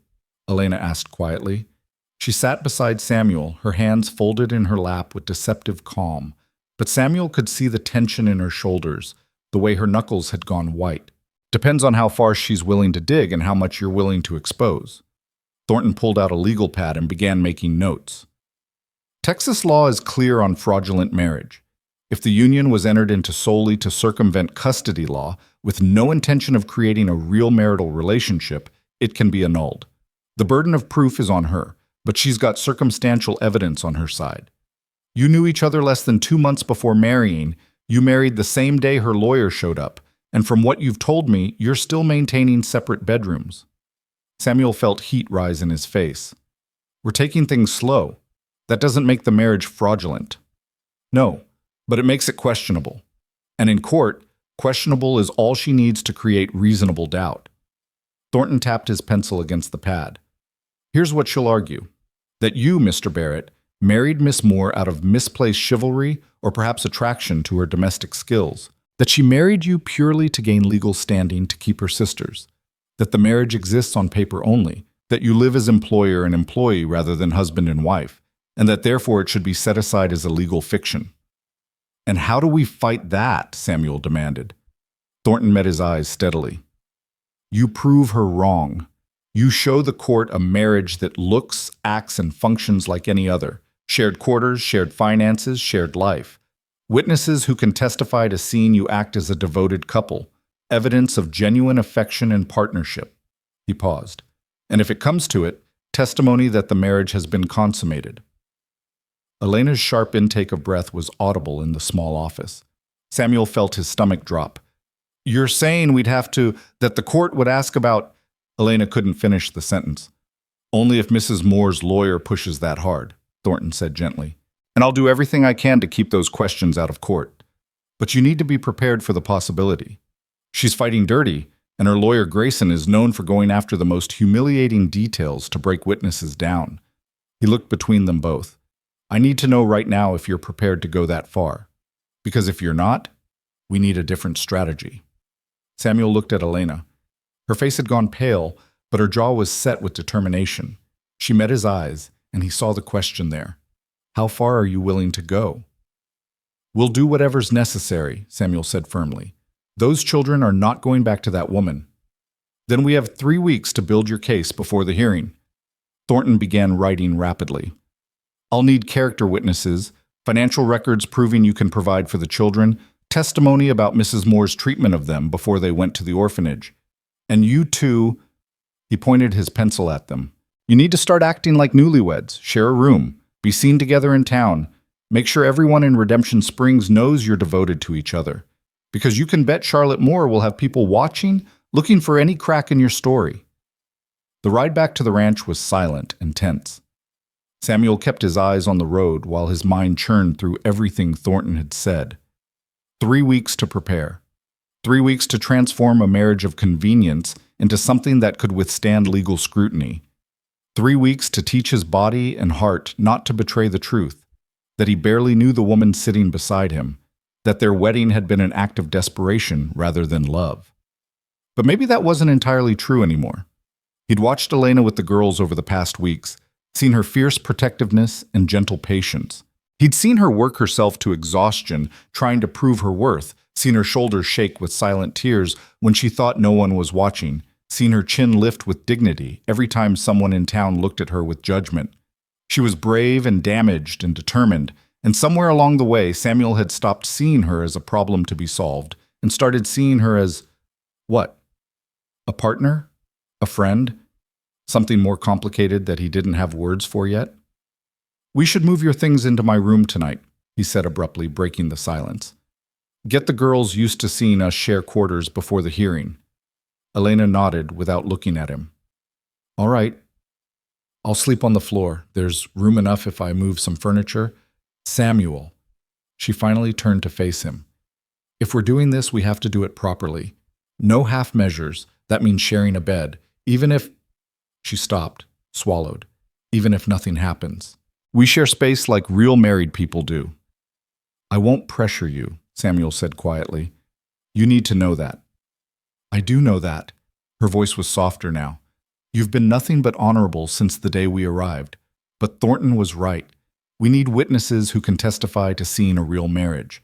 That means the girls seeing us act like parents together, like partners. It means... She took a shaky breath. It means I have to trust you, Samuel. Really trust you, and I'm scared because I don't know how to do that. Samuel pulled the wagon to a stop, right there in the middle of the road with miles of empty land stretching out on either side. He turned to face her fully. What did he do to you? The man who made you afraid to trust? Elena's eyes widened. What makes you think... The way you flinch sometimes when I move too quickly. The way you position yourself between me and the girls even though you know I won't hurt them. The way you're terrified of a man having power over you. Samuel kept his voice gentle. Someone hurt you, Elena. And I need to know what I'm up against because I don't want to accidentally do something that reminds you of him. For a long moment, Elena didn't answer. Then she looked down at her hands, clasped tight in her lap. His name was Thomas. I was 19, working at the hotel in San Antonio. He was a guest, a businessman from back east, charming, educated, everything I thought a good man should be. Her voice went flat, emotionless. He courted me for 3 months, promised me marriage, a home, security.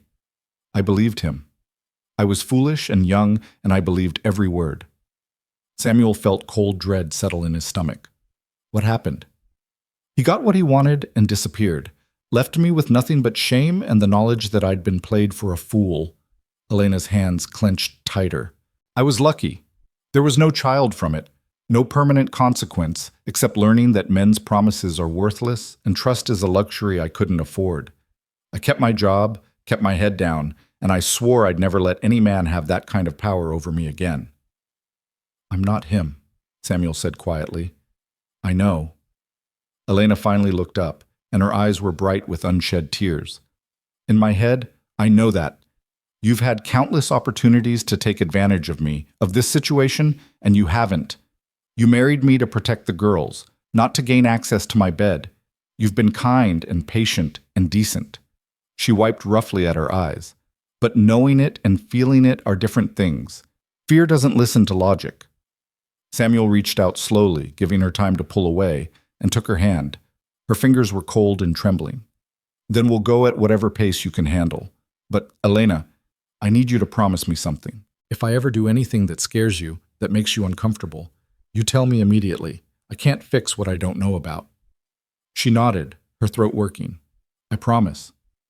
And you need to know what Thomas did to you, that wasn't your fault.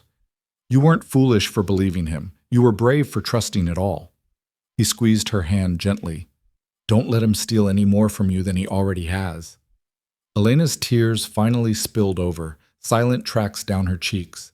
Samuel wanted to pull her into his arms, to offer comfort the way he would to the girls, but he held himself still, letting her decide what she needed. After a moment, she leaned toward him, resting her head briefly against his shoulder. It was the barest touch, over almost as soon as it began, but Samuel felt it like a brand.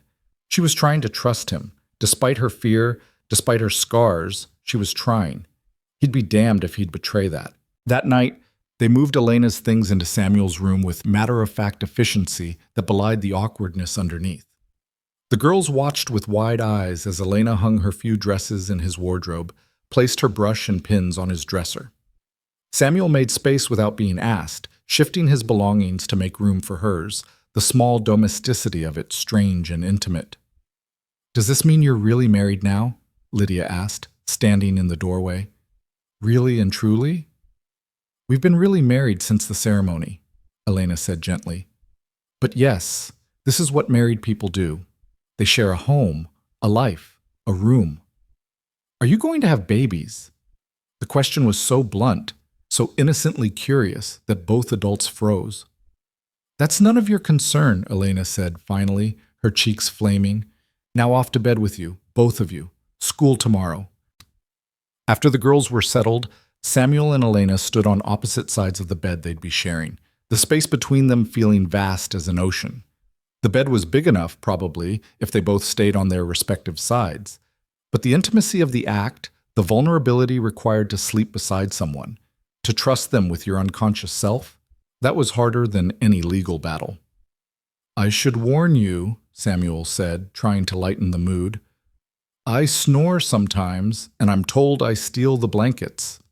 Elena's lips twitched in what might have been a smile. I wake early, and I'm a restless sleeper. I'll probably kick you at some point. Then we're evenly matched. Samuel pulled off his shirt, aware of Elena's eyes on him and trying not to let it make him self-conscious. He'd always slept in just his drawers, but tonight he kept his undershirt on, an extra layer between them. Which side do you want? I'll take the left. I'm used to sleeping against the wall. Elena disappeared behind the changing screen he'd hastily set up, and Samuel heard the rustle of fabric as she undressed. When she emerged in her nightgown, her hair loose around her shoulders, Samuel's breath caught. She was beautiful, he realized. He'd known she was pretty in an abstract way, but seeing her like this, vulnerable and real, hit him differently. They climbed into bed from opposite sides, careful not to touch. The mattress dipped under their weight, creating a valley in the middle that both of them scrupulously avoided. Samuel blew out the lamp, and darkness filled the room. Lying there in the dark, acutely aware of Elena's breathing just inches away, Samuel thought about all the ways his life had changed since that storm-soaked night when 3 strangers had arrived on his doorstep. He'd wanted a housekeeper, someone to cook and clean and ask no questions. Instead, he'd gotten a wife, 2 daughters, and everything but blood, and a fight that could cost him everything. He should regret it.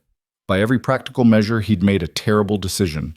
But lying there listening to Elena's breath slowly even out as she fell asleep, feeling the warmth of another person in his bed for the first time in years, Samuel found he couldn't summon any regret at all.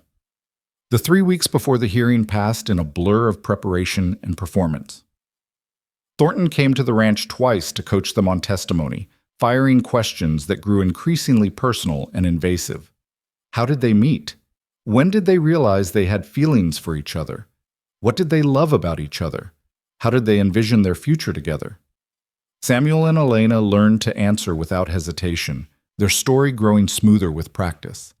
They'd been drawn to each other from the first night, they said. Elena's strength and devotion to her sisters had captured Samuel's heart. His kindness and integrity had shown Elena that not all men were untrustworthy. They'd married quickly, yes, but when you knew, You knew. It was a simple story, romantic enough to be believable, thin enough that Grayson would try to tear it apart. In town, they played their roles with increasing skill.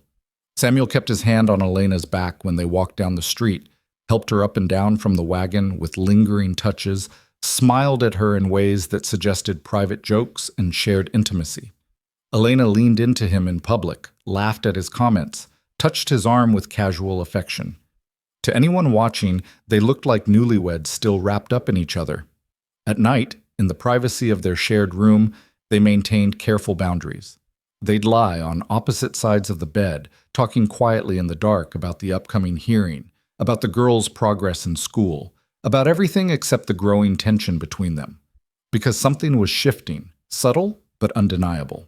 The touches they performed for public consumption were starting to linger. The space between them in bed was slowly shrinking. Samuel found himself watching Elena when she didn't know he was looking, noticing the way lamplight caught in her hair, the curve of her smile when the girls made her laugh. And sometimes he caught her watching him too, something complicated in her dark eyes. 2 days before the hearing, Reverend Matthews came to the ranch. He found Samuel in the barn, and his expression was troubled. "I've been subpoenaed," he said without preamble. "Mrs. Moore's lawyer wants me to testify about the circumstances of your marriage." Samuel felt his stomach drop. "What will you tell them?" Matthews sighed. "The truth, Samuel, that you came to me urgently, that you needed to be married immediately, that there was a lawyer in town asking questions about custody. I won't lie for you, not even in a good cause." "I'm not asking you to lie." Samuel set down the bridle he'd been mending. "Just help them understand that it wasn't fraud, that we made a real commitment, even if the timing was urgent." "Did you?" Matthews asked gently. "Make a real commitment? Because from where I stand, it still looks like two people going through the motions of marriage without the substance behind it." "We're trying," Samuel said, frustrated. "It's only been a few weeks. Real marriages take time to develop." "Real marriages start with love, or at least genuine affection. They start with two people choosing each other, not circumstances forcing them together." Matthews put a hand on Samuel's shoulder. "I'm not judging you, son. What you did was noble. But noble and wise aren't always the same thing. And now you're both paying the price for a decision made in haste." Samuel wanted to argue, to defend their choice, but Matthews was right. They jumped into marriage without thinking through the consequences, and now they were scrambling to make it look real enough to fool a court. Was that sustainable? Could they keep up this performance for years, or would the truth eventually crack through their careful facade? The night before the hearing, Samuel couldn't sleep. He lay staring at the ceiling while Elena breathed softly beside him, his mind churning through everything that could go wrong tomorrow. What if the judge saw through their act? What if Grayson exposed their separate sleeping arrangements from before the marriage? What if Charlotte convinced the court that she was the better guardian, that a wealthy woman could provide more for the girls than a struggling rancher and his too young wife? What if they lost? "You're thinking too loud," Elena murmured in the darkness. "I can feel you worrying from here." "Sorry, didn't mean to wake you." "You didn't. I can't sleep either." She shifted, rolling onto her side to face him. In the faint moonlight through the window, he could just make out her features. "Samuel, if we lose tomorrow, if the judge rules against us, I want you to know I don't blame you. You did everything you could, more than anyone had the right to expect." "We're not going to lose," Samuel said, willing it to be true. "But if we do," Elena's voice cracked, "promise me you'll look after them. Even if I'm not allowed to see them, even if Charlotte takes them back to San Antonio, promise me you'll find a way to check on them. Make sure they're all right, please." Samuel turned on his side to face her, their faces suddenly very close in the darkness. "You're not going to lose them, Elena. I won't let that happen." "You can't promise that. The law... To hell with the law." Samuel reached out and cupped her face, his thumb brushing away tears he couldn't see but could feel. "Those girls are ours now, yours and mine. We'll fight for them tomorrow, and if we have to, we'll keep fighting. We'll appeal, we'll file countersuits, we'll make enough legal noise that Charlotte Moore will wish she'd never started this. But we don't give up. Ever." Elena's hand came up to cover his where it rested against her cheek. "How are you so brave?" I'm not brave. I'm terrified. Samuel's voice was raw. But I'm more terrified of what happens to them if we don't fight. Lydia and Rose, they've been through enough. They deserve a home where they're loved, where they're safe. We can give them that. We, Elena whispered. You keep saying we. Because that's what we are now. A we. A family. Samuel's heart was pounding, awareness flooding through him of how close they were, how easy it would be to close the distance between them. That's real, Elena. Whatever else is performance or pretense, that's real. He felt more than saw her nod. Then slowly, deliberately, she moved closer, closing the gap between them until her forehead rested against his. They lay like that, breathing the same air, their bodies not quite touching but close enough to feel each other's warmth. I'm still scared, Elena breathed. But not of you. Not anymore. Something broke loose in Samuel's chest, some tight knot of tension he hadn't known he was carrying. He wrapped his arm around her, drawing her against him, and she came without resistance. They fit together perfectly, her head tucked under his chin, his hand splayed across her back. It felt right in a way that had nothing to do with court cases or legal strategy. It felt like coming home. They fell asleep like that, wrapped around each other, and when Samuel woke in the gray pre-dawn light, Elena was still in his arms. She stirred as he moved, her eyes fluttering open, and for a moment confusion crossed her face. Then memory returned, and something softened in her expression. "Morning," she whispered. "Morning." Samuel smoothed her hair back from her face, the gesture gentle and familiar despite its newness. "Ready for today?" "No, but I'll do it anyway." Elena took a breath. "For them." "For all of us," Samuel corrected. "This family we're building, it's worth fighting for." The courtroom in Austin was packed when they arrived. Charlotte Moore sat at the plaintiff's table with Martin Grayson, her face a careful mask of maternal concern. She'd dressed simply, eschewing her usual elaborate fashions for something that made her look respectable and sympathetic. Beside her sat two women Samuel didn't recognize, probably character witnesses she'd brought to testify to her virtues. Thornton met them outside, looking grim. "Grayson filed additional motions this morning. He's challenging the validity of your marriage on grounds of fraud and non-consummation. He's also claiming that Samuel's ranch includes land that rightfully belongs to the girl's inheritance, meaning you both have financial motives for this marriage." "That's insane," Samuel said. "My father bought this land legally 30 years ago." "He's alleging that your father and the girl's father made a verbal agreement about shared grazing rights that was never properly documented. It's thin, but it muddies the waters." Thornton pulled them aside, lowering his voice. "And Samuel, he's going to ask about your sleeping arrangements. Under oath. You need to be prepared to answer honestly." Samuel met Elena's eyes. She was pale but composed, her hand tight in his. "We'll answer honestly," she said quietly. The judge was a stern-faced woman named Margaret Holloway, known for her no-nonsense approach and intolerance for legal games. She surveyed the crowded courtroom with obvious displeasure. "This is a custody hearing, not a circus," she said sharply. "I'll hear testimony from both parties, review the evidence, and make a determination based on the best interests of the children. Those children, I'm told, are present?" Thornton stood. "Yes, Your Honor. Miss Lydia and Rose Moore are in the adjacent room with a court-appointed guardian. We felt it inappropriate to subject them to the full proceedings, but they're available if the court wishes to speak with them." "I do." Judge Holloway made a note. "Now, let's begin. Mr. Grayson, as the plaintiff, you may present your case." What followed was a masterclass in character assassination disguised as concern. Grayson painted Charlotte as a devoted stepmother who'd been forced to make difficult decisions during her grief. The orphanage had been a temporary measure, he claimed, until she could establish a stable home for the girls. She'd been devastated to learn they'd been taken by Elena, a half-sister with no legal standing and questionable morals. He called witnesses who testified to Charlotte's respectability, her standing in San Antonio society, her generous donations to charitable causes. He submitted financial documents showing her substantial wealth and ability to provide for the children. He painted a picture of a woman who could give Lydia and Rose everything: education, social connections, a future. Then he turned to Samuel and Elena and his tone changed to barely disguised contempt. The defense would have this court believe that two virtual strangers, thrown together by chance, developed such profound affection in mere weeks that they rushed into marriage. They'd have us believe this marriage is genuine, entered into for love rather than legal convenience. Grayson paced before the bench. But the evidence tells a different story. A story of desperation, of fraud, of two people willing to commit perjury to keep children who don't legally belong to them. Thornton's rebuttal was fierce.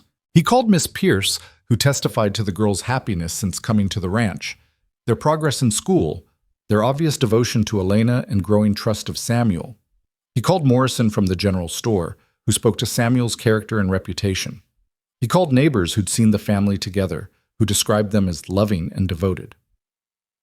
Love doesn't follow a timeline, Thornton argued. Some people know in days what others take years to discover. Samuel Barrett and Elena saw in each other partners, companions, parents for children who desperately needed them. That's not fraud, that's courage. But when Grayson called Samuel to the stand, the real battle began. Mr. Barrett, you married Elena Moore on April 23rd of this year, correct? Yes. How long had you known her at that point? About 6 weeks? 6 weeks. Grayson let that hang in the air. And in those 6 weeks, what was the nature of your relationship? She was my housekeeper. She and her sisters were living at my ranch. Your housekeeper. And where did this housekeeper sleep during those 6 weeks? Samuel kept his voice steady. In the guest room upstairs. And you slept where? In my room. Separate rooms, separate beds, that's correct? Grayson's tone was sharp. Yes. And after the wedding? Where do you sleep now, Mr. Barrett? Samuel met Grayson's eyes steadily. My wife and I share a room and a bed, as married couples do. Since when? Since the day we married. How convenient. Grayson's smile was ugly. The same day my client's intentions became clear, you suddenly began living as man and wife. Before that, for 6 weeks, you maintained entirely separate quarters. Does that strike you as the behavior of two people in love? It strikes me as the behavior of two people being respectful and appropriate, Samuel said. Elena had been through trauma. She needed time. Time, Grayson repeated. And yet you didn't give her that time, did you? You rushed her into marriage the moment it became legally expedient. I married her because I wanted to, Samuel said firmly. Because I cared about her and the girls, because I wanted to build a life with them. The timing was urgent, yes, but the commitment was real. Was it? Grayson moved closer. Mr. Barrett, I'm going to ask you a direct question, and I remind you that you're under oath. Have you consummated this marriage? The courtroom went dead silent. Samuel felt his face flush, aware of Elena sitting behind him, of the judge watching intently, of Charlotte Moore's triumphant smile. That's an incredibly personal question, Samuel said quietly. It's a relevant question. If this marriage exists only on paper, it can be annulled. So I'll ask again. Have you consummated this marriage? Yes or no? Samuel thought about the night before, about Elena in his arms, about the way they'd held each other through the darkness, about the trust she'd given him, the vulnerability they'd shared. It wasn't what Grayson was asking about, but it was intimacy nonetheless. It was real. My wife and I share a bed and a life, Samuel said carefully. What happens in the privacy of our room is between us and no one else. But I can tell you this, our marriage is real in every way that matters. I care for her, I'm committed to her, and I have no intention of ever leaving her. If that's not real, then I don't know what is. Grayson opened his mouth to press further, but Judge Holloway interrupted. That's enough, Mr. Grayson. You've made your point. Move on. When Elena took the stand, Grayson was even more brutal. He questioned her morals, her judgment, her fitness as a guardian.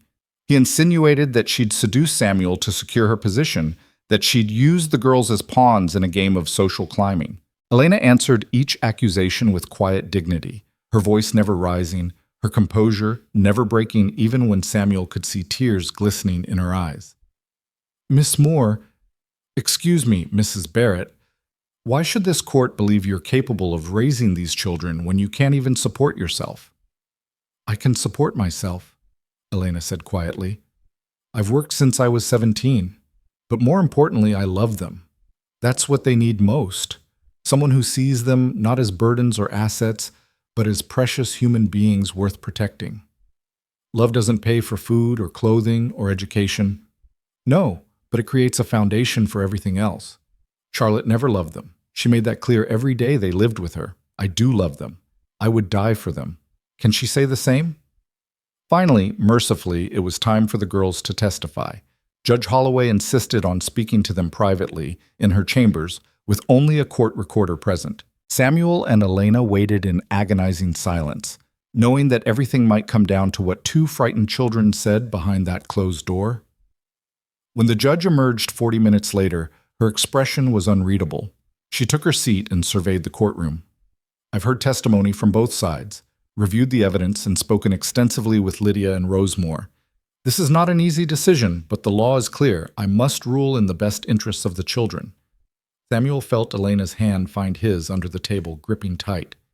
"Mrs. Charlotte Moore has presented herself as a woman of means who can provide material advantages. However, material wealth is not the sole consideration in custody matters.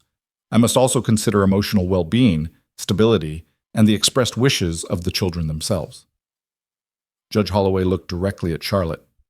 "Mrs. Moore, your stepdaughters were very clear about their experiences in your household. They described a home where they were unwanted, made to feel like burdens, subjected to emotional neglect, if not outright cruelty. Rose, who is 6 years old, told me she used to cry herself to sleep every night because she thought she was a bad person for existing. Lydia said she learned to be invisible because drawing attention meant drawing your ire." Charlotte's face had gone white. "When I asked them about the orphanage, they described conditions that frankly appalled me. Insufficient food, harsh discipline, older children preying on younger ones. Rose stopped speaking there. Lydia fought daily just to keep her sister safe. They were in that institution for 6 weeks, Mrs. Moore. 6 weeks that you allowed to pass before making any effort to reclaim them." The judge's voice grew harder. "And yet you now claim maternal devotion? You expect this court to believe your sudden interest in their welfare has nothing to do with the inheritance they stand to receive? I find that insulting to the court's intelligence." She turned to Samuel and Elena. "Mr. and Mrs. Barrett, your marriage may have been hastily arranged, but having observed you both today, having heard testimony about your treatment of these children, and most importantly, having heard the children themselves describe their life with you, I'm satisfied that your commitment is genuine. You've provided them with stability, affection, and safety. They're thriving in your care in ways they never did with Mrs. Moore." Samuel felt his heart hammering, hardly daring to hope. As for the property claims, Judge Holloway looked at Grayson with obvious distaste. "They're spurious at best, a transparent attempt to muddy these proceedings. I'm dismissing them with prejudice. If Mrs. Moore wishes to pursue civil litigation regarding alleged land disputes, she may do so in a separate action, but she will not use this court as a venue for harassment." "Your Honor," Grayson started, but Holloway silenced him with a look. "My ruling is as follows. Full legal guardianship of Lydia and Rose Moore is granted to their sister, Elena Barrett. Mrs. Charlotte Moore's custody petition is denied. Furthermore, Mrs. Moore is ordered to cease all contact with the children unless they initiate it as adults. Any further attempts to interfere with their welfare will be considered contempt of court." The gavel fell with a crack that sounded like freedom. For a moment, no one moved. Then Elena made a sound, half sob, half laugh, and turned into Samuel's arms. He held her tight, feeling her shake against him, while Thornton shook his hand and congratulated them, and the courtroom erupted in conversation around them. They'd won. Against all odds, they'd won. Charlotte Moore stood abruptly, her face twisted with fury. "This is unconscionable. I have rights." "You have whatever rights I grant you, Mrs. Moore, and at this moment that's precisely none." Judge Holloway's voice was ice. "You abandoned those children when they needed you most. You don't get to reclaim them now that it's convenient. Court is adjourned." Charlotte stormed out with Grayson trailing behind her, shooting looks of pure hatred over her shoulder. Samuel barely noticed. He was too busy holding his wife while she cried tears of relief and joy. "It's over," he murmured against her hair.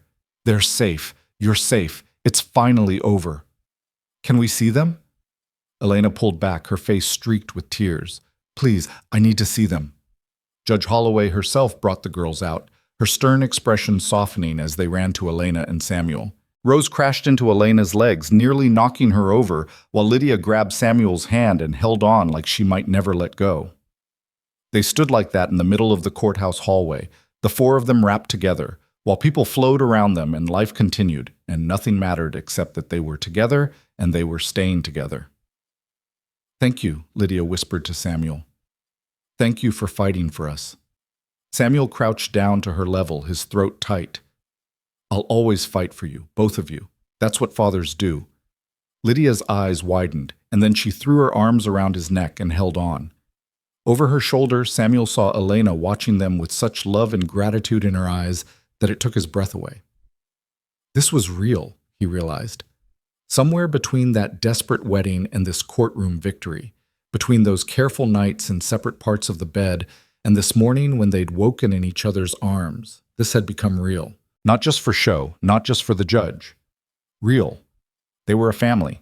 The ride home from Austin felt different than any journey Samuel had taken before. The same dusty road stretched ahead. The same Texas sky arched overhead. But everything had shifted. Elena sat beside him on the wagon seat, close enough that their shoulders touched with each bump in the road. In the back, Lydia and Rose dozed against each other, exhausted from the emotional weight of the day, their faces peaceful in a way Samuel had never seen before. No fear, no wariness, just the simple exhaustion of children who knew they were safe. I keep thinking I'll wake up and find out it was a dream, Elena said quietly, her eyes on the girls. That we'll be back in that courtroom, waiting to hear that we lost them. Samuel reached over and took her hand, lacing their fingers together. It's real. Judge Holloway's ruling is final. Charlotte can't touch them now. She'll hate us for this. Elena's voice was thoughtful rather than fearful. She's not the type to accept defeat gracefully. Let her hate us. Samuel squeezed her hand. She's got no legal recourse left. Thornton made sure of that. And even if she tried to come after us some other way, well, she'd find out pretty quickly that Barrett Ranch isn't as defenseless as she thinks. Elena turned to look at him, something soft in her expression. You really would fight for us, wouldn't you? Not just in court, but however necessary. I thought I'd proven that already. You have. It's just... Elena paused, searching for words. I've spent so long believing I had to do everything alone. Protect myself, protect the girls, fight every battle with no help. Having someone stand beside me, someone I can actually trust. Her voice cracked. I'm not used to it yet. I keep waiting for the other shoe to drop. Samuel brought her hand to his lips and kissed her knuckles, the gesture feeling natural despite its intimacy. No shoes dropping, just us, building something that lasts. If you'll have me. If I'll have you, Elena laughed, watery and surprised. Samuel, you married me knowing I came with more baggage than any reasonable man would take on.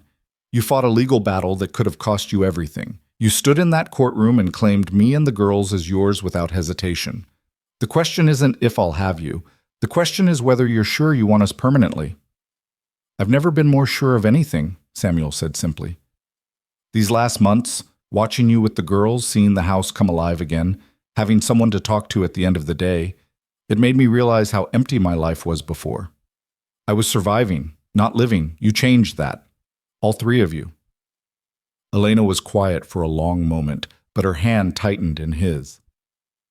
I think I loved you before I knew it, she said finally, so softly he almost missed it. Maybe from that first night when you let us stay despite having every reason to send us away. Or maybe it was later, watching you gentle the horses, seeing how patient you were with Rose's fear.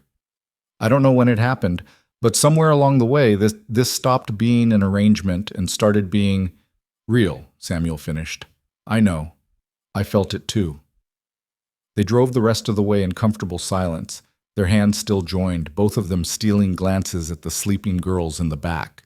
The sun was setting by the time they reached the ranch, painting the sky in shades of amber and rose. The house looked different to Samuel as they approached, no longer just a building where he happened to live, but a home filled with the people he loved. He helped Elena down from the wagon while the girls stirred and yawned. Lydia climbed down on her own, but Rose held up her arms to Samuel, trusting him to lift her. He gathered her small body against his chest, feeling her head settle onto his shoulder with complete trust. Something fierce and protective surged through him. His daughter. Maybe not by blood, but by choice, by love, by every measure that mattered. "Let's get you inside," he murmured. "It's been a long day." But as they approached the porch, Samuel saw something that made him stop short. Someone was sitting on the steps, a dark figure barely visible in the gathering dusk. His hand instinctively went to his hip, but Elena's quick intake of breath stopped him. "That's Miss Pierce," she said, squinting. "What's she doing here?" As they got closer, the schoolteacher stood, and Samuel could see she'd been crying. Her face was blotchy and red, her usually neat hair disheveled. She twisted her handkerchief between her hands. "Miss Pierce?" Elena moved forward quickly, concern overriding caution. "What's wrong? Are you hurt?" "No, Catherine Pierce's voice broke. "I'm so sorry to ambush you like this, especially after such a difficult day, but I didn't know where else to go. She looked at Samuel, her expression desperate. "I need help, and you're the only people I can trust." Samuel exchanged a glance with Elena. They'd just won their own battle, and here was someone else's war arriving on their doorstep. But he thought about the way Catherine had testified for them, risking her reputation and position to speak the truth. He thought about how she'd welcomed the girls into her school without judgment. Debts like that had to be repaid. "Come inside, Wyatt," he said. "Whatever it is, we'll figure it out together." Inside, Elena settled the girls at the kitchen table with milk and bread, while Samuel guided Catherine to the parlor. She perched on the edge of the sofa, looking like she might bolt at any moment. When Elena joined them, Catherine took a shaky breath and began to speak. "There's a boy in town, Jacob Henderson, Mrs. Henderson's grandson. He's 16 and he's in terrible trouble." The words came out in a rush. "His father beats him. Has been for years. His mother died when he was young, and his father turned to drink and—" She stopped, composing herself. "Jacob came to school today with marks on his back and arms. When I confronted him, he broke down and told me everything.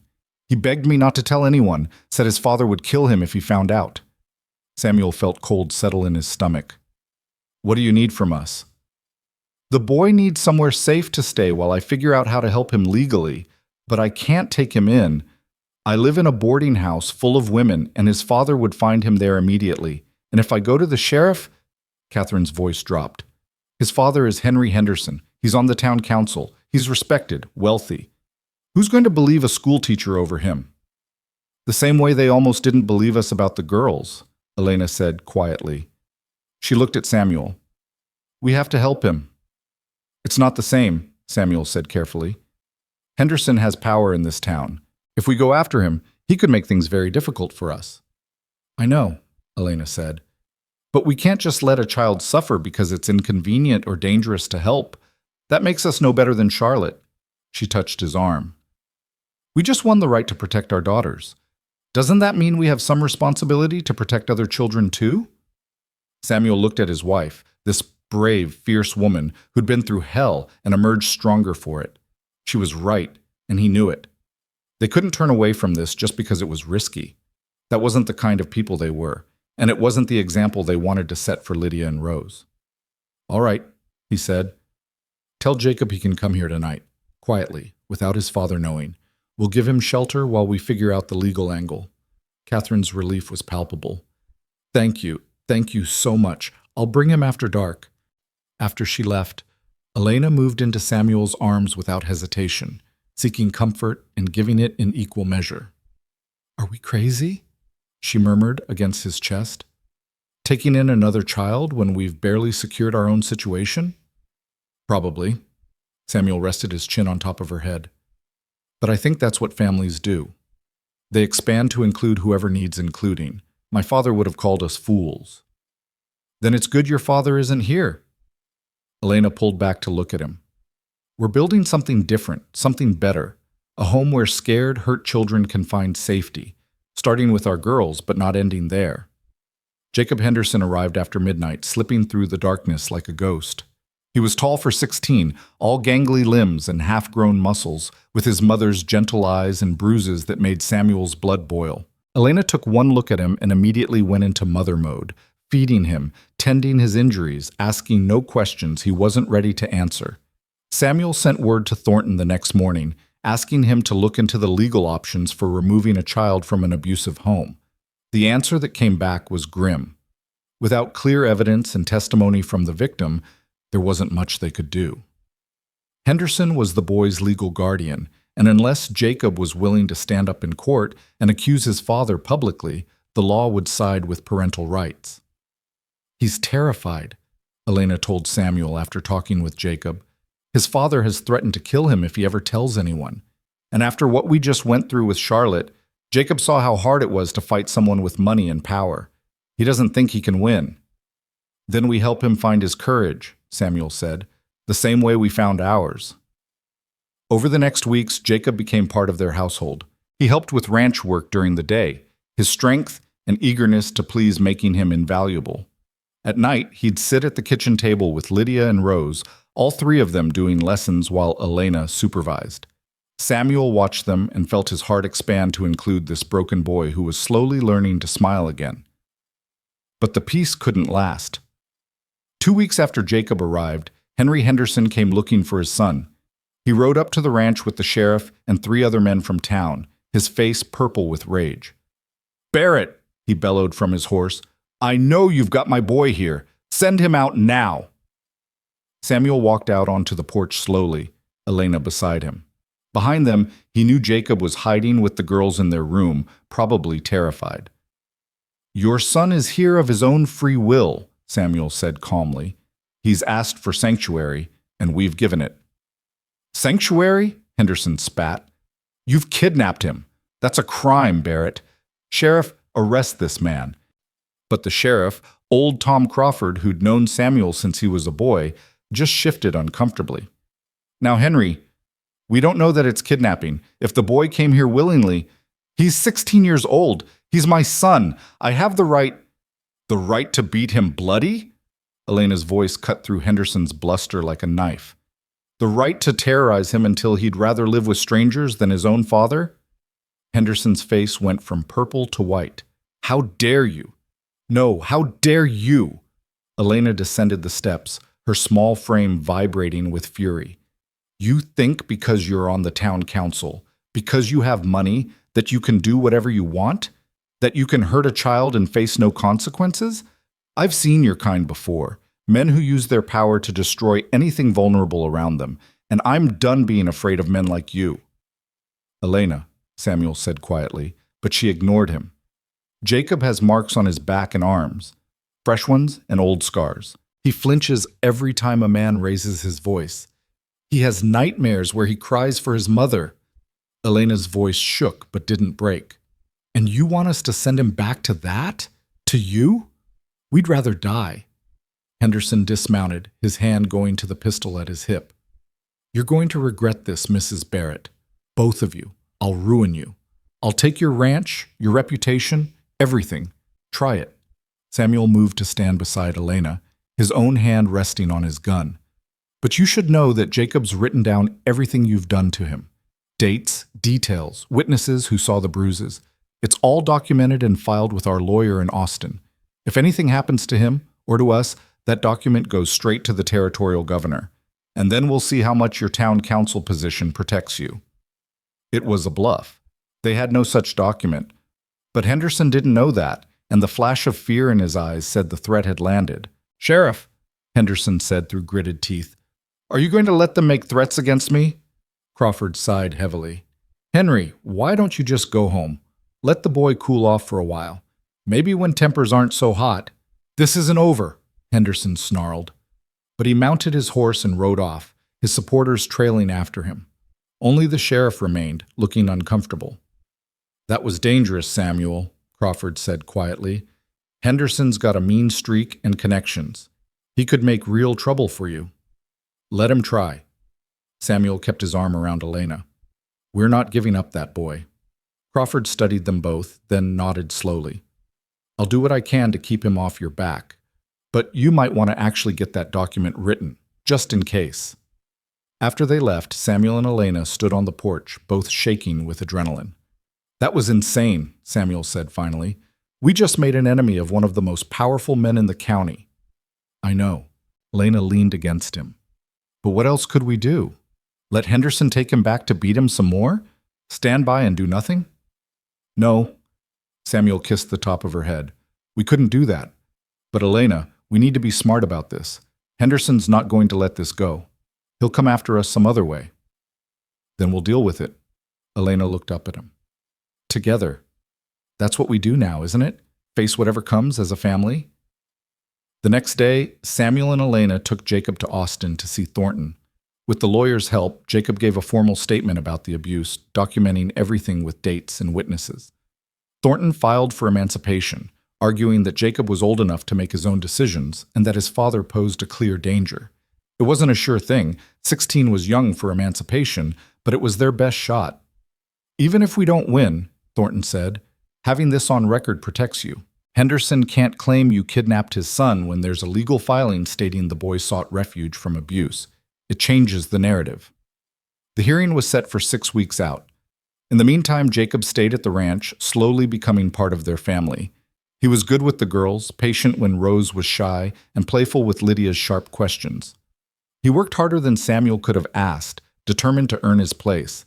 And slowly, carefully, he began to trust that this safety was real, that he didn't have to earn love through perfection or fear its loss through any mistake.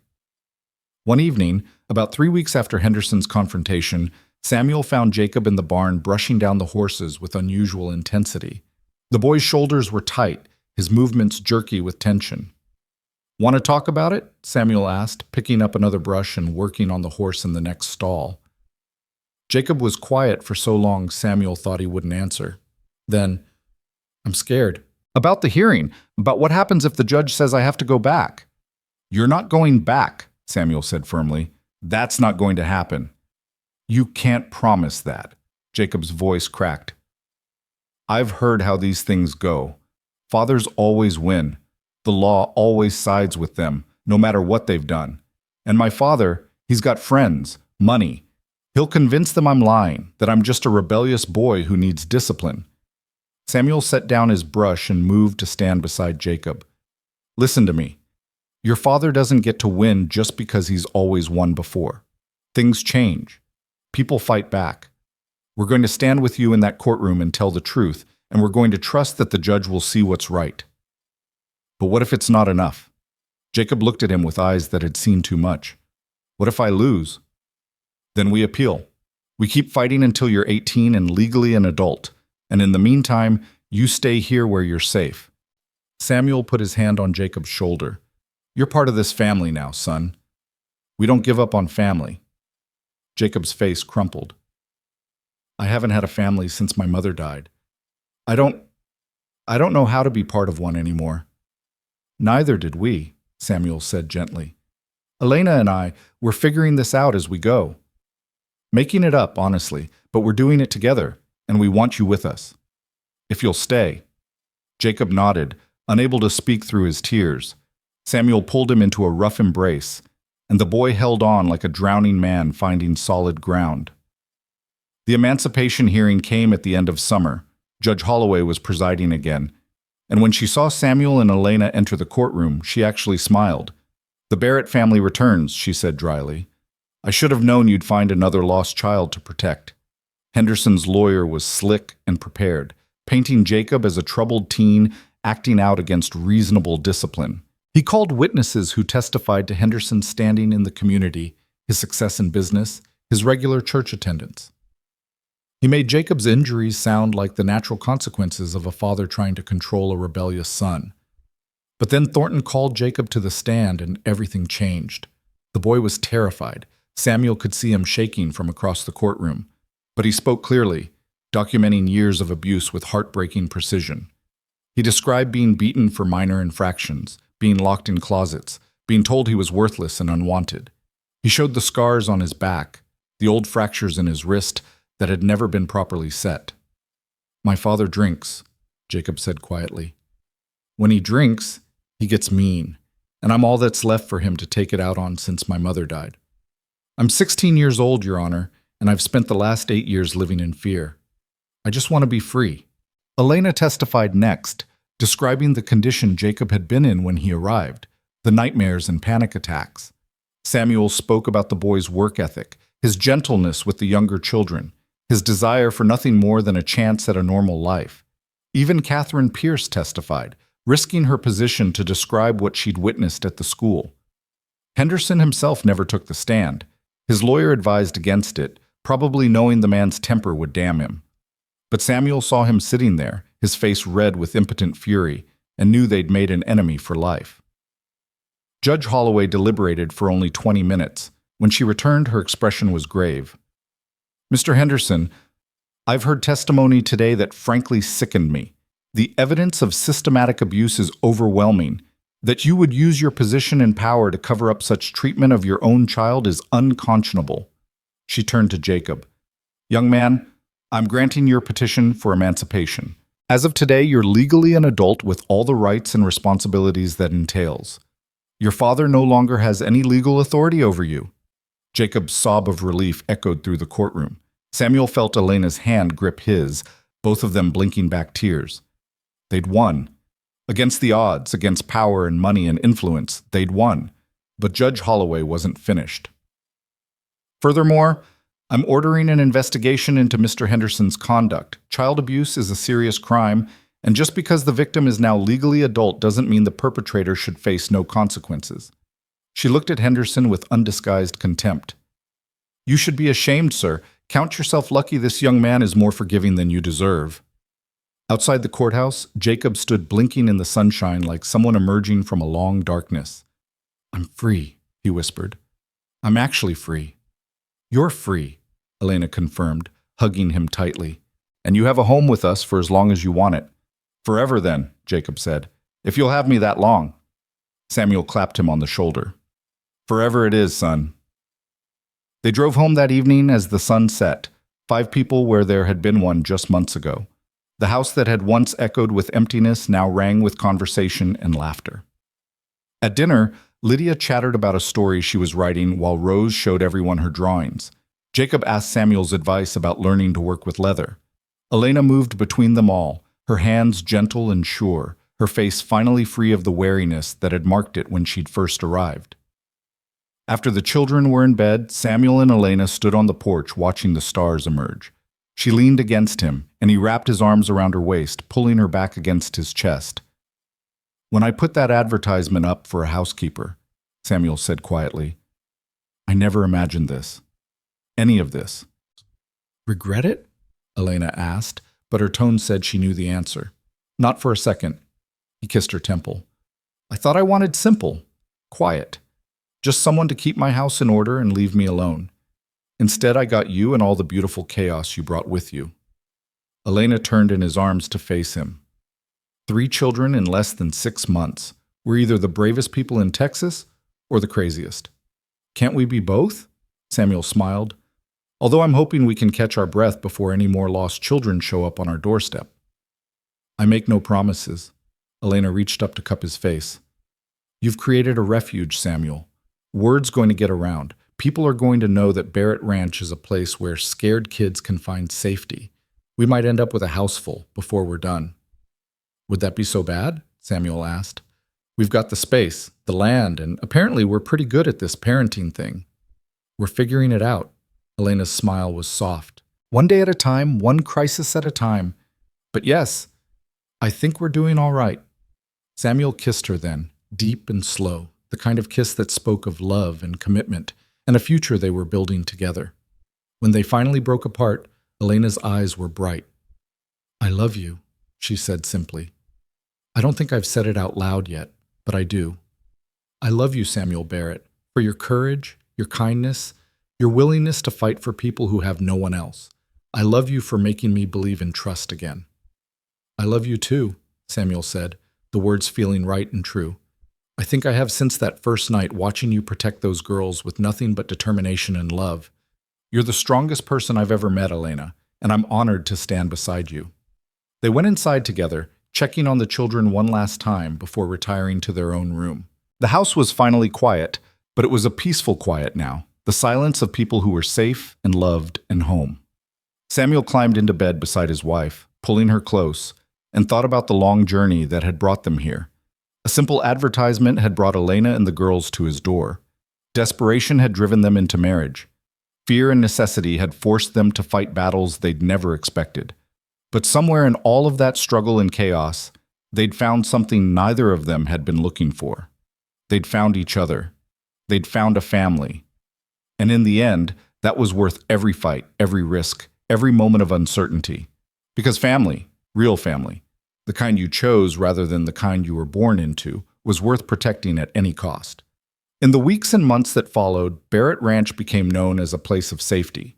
Word spread through the underground network of people who helped those in need. A runaway girl showed up one night, fleeing a forced marriage. A boy whose parents had died left him with an uncle who worked him like a slave. A young woman escaping a violent husband. They came one by one, and Samuel and Elena took them in, gave them refuge, helped them find new paths forward. Not all of them stayed. Some moved on once they were safe, ready to build lives of their own.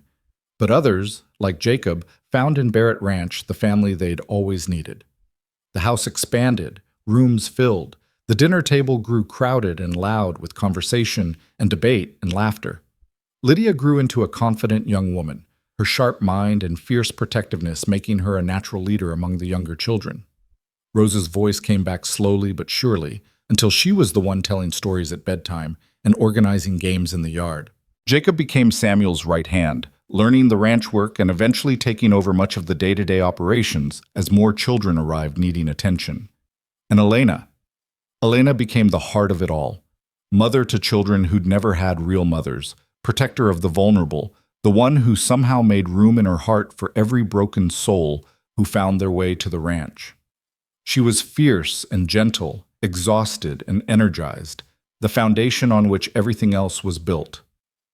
5 years after that storm-soaked night, when 3 strangers had arrived, desperate and afraid, Samuel stood on his porch, watching the sun rise over his land.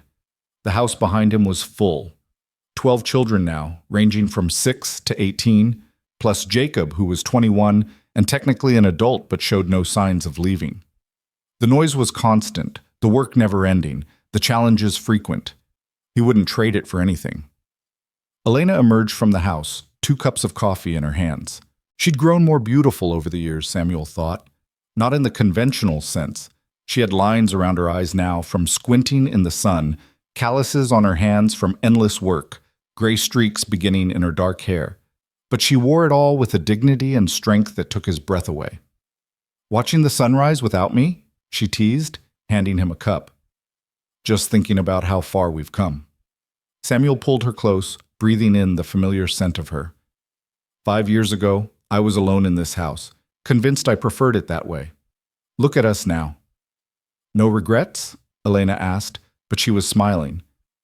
"Only that I wasted so many years being alone when this—" He gestured to the house full of life behind them. "This was always possible. I just needed you to show me how." Elena leaned into him. "We showed each other. You taught me to trust again, to believe that not all men are selfish or cruel, to open my heart without fear of it being destroyed. And you taught me that family isn't about blood," Samuel said.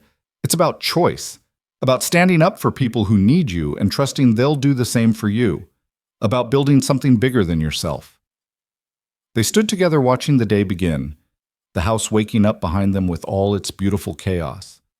Children would need breakfast, chores assigned, problems solved, love given freely and without reservation.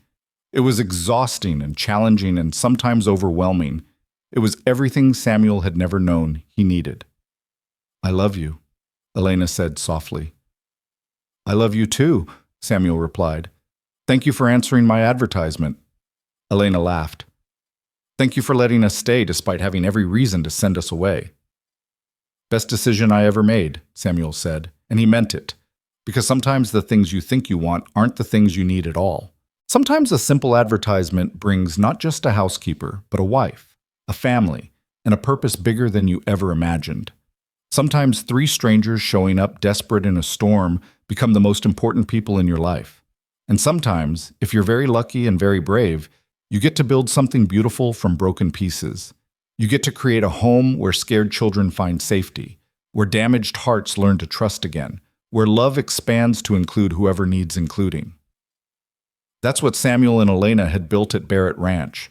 Not just a house or a family, but a refuge. A place where people learned that they were worth fighting for, that love wasn't something you had to earn through perfection, that family was about choice and commitment rather than obligation. As the sun climbed higher and the first shouts of children playing drifted from the yard, Samuel kissed his wife and went to start his day. There was work to be done, children to raise, battles to fight for people who couldn't fight for themselves. And he couldn't wait to get started. Because this loud, chaotic, beautiful life, this was what he'd been searching for all along. He just hadn't known it until a storm brought it to his door. And he would spend the rest of his days grateful that when opportunity knocked in the form of 3 desperate souls, he'd been brave enough to answer.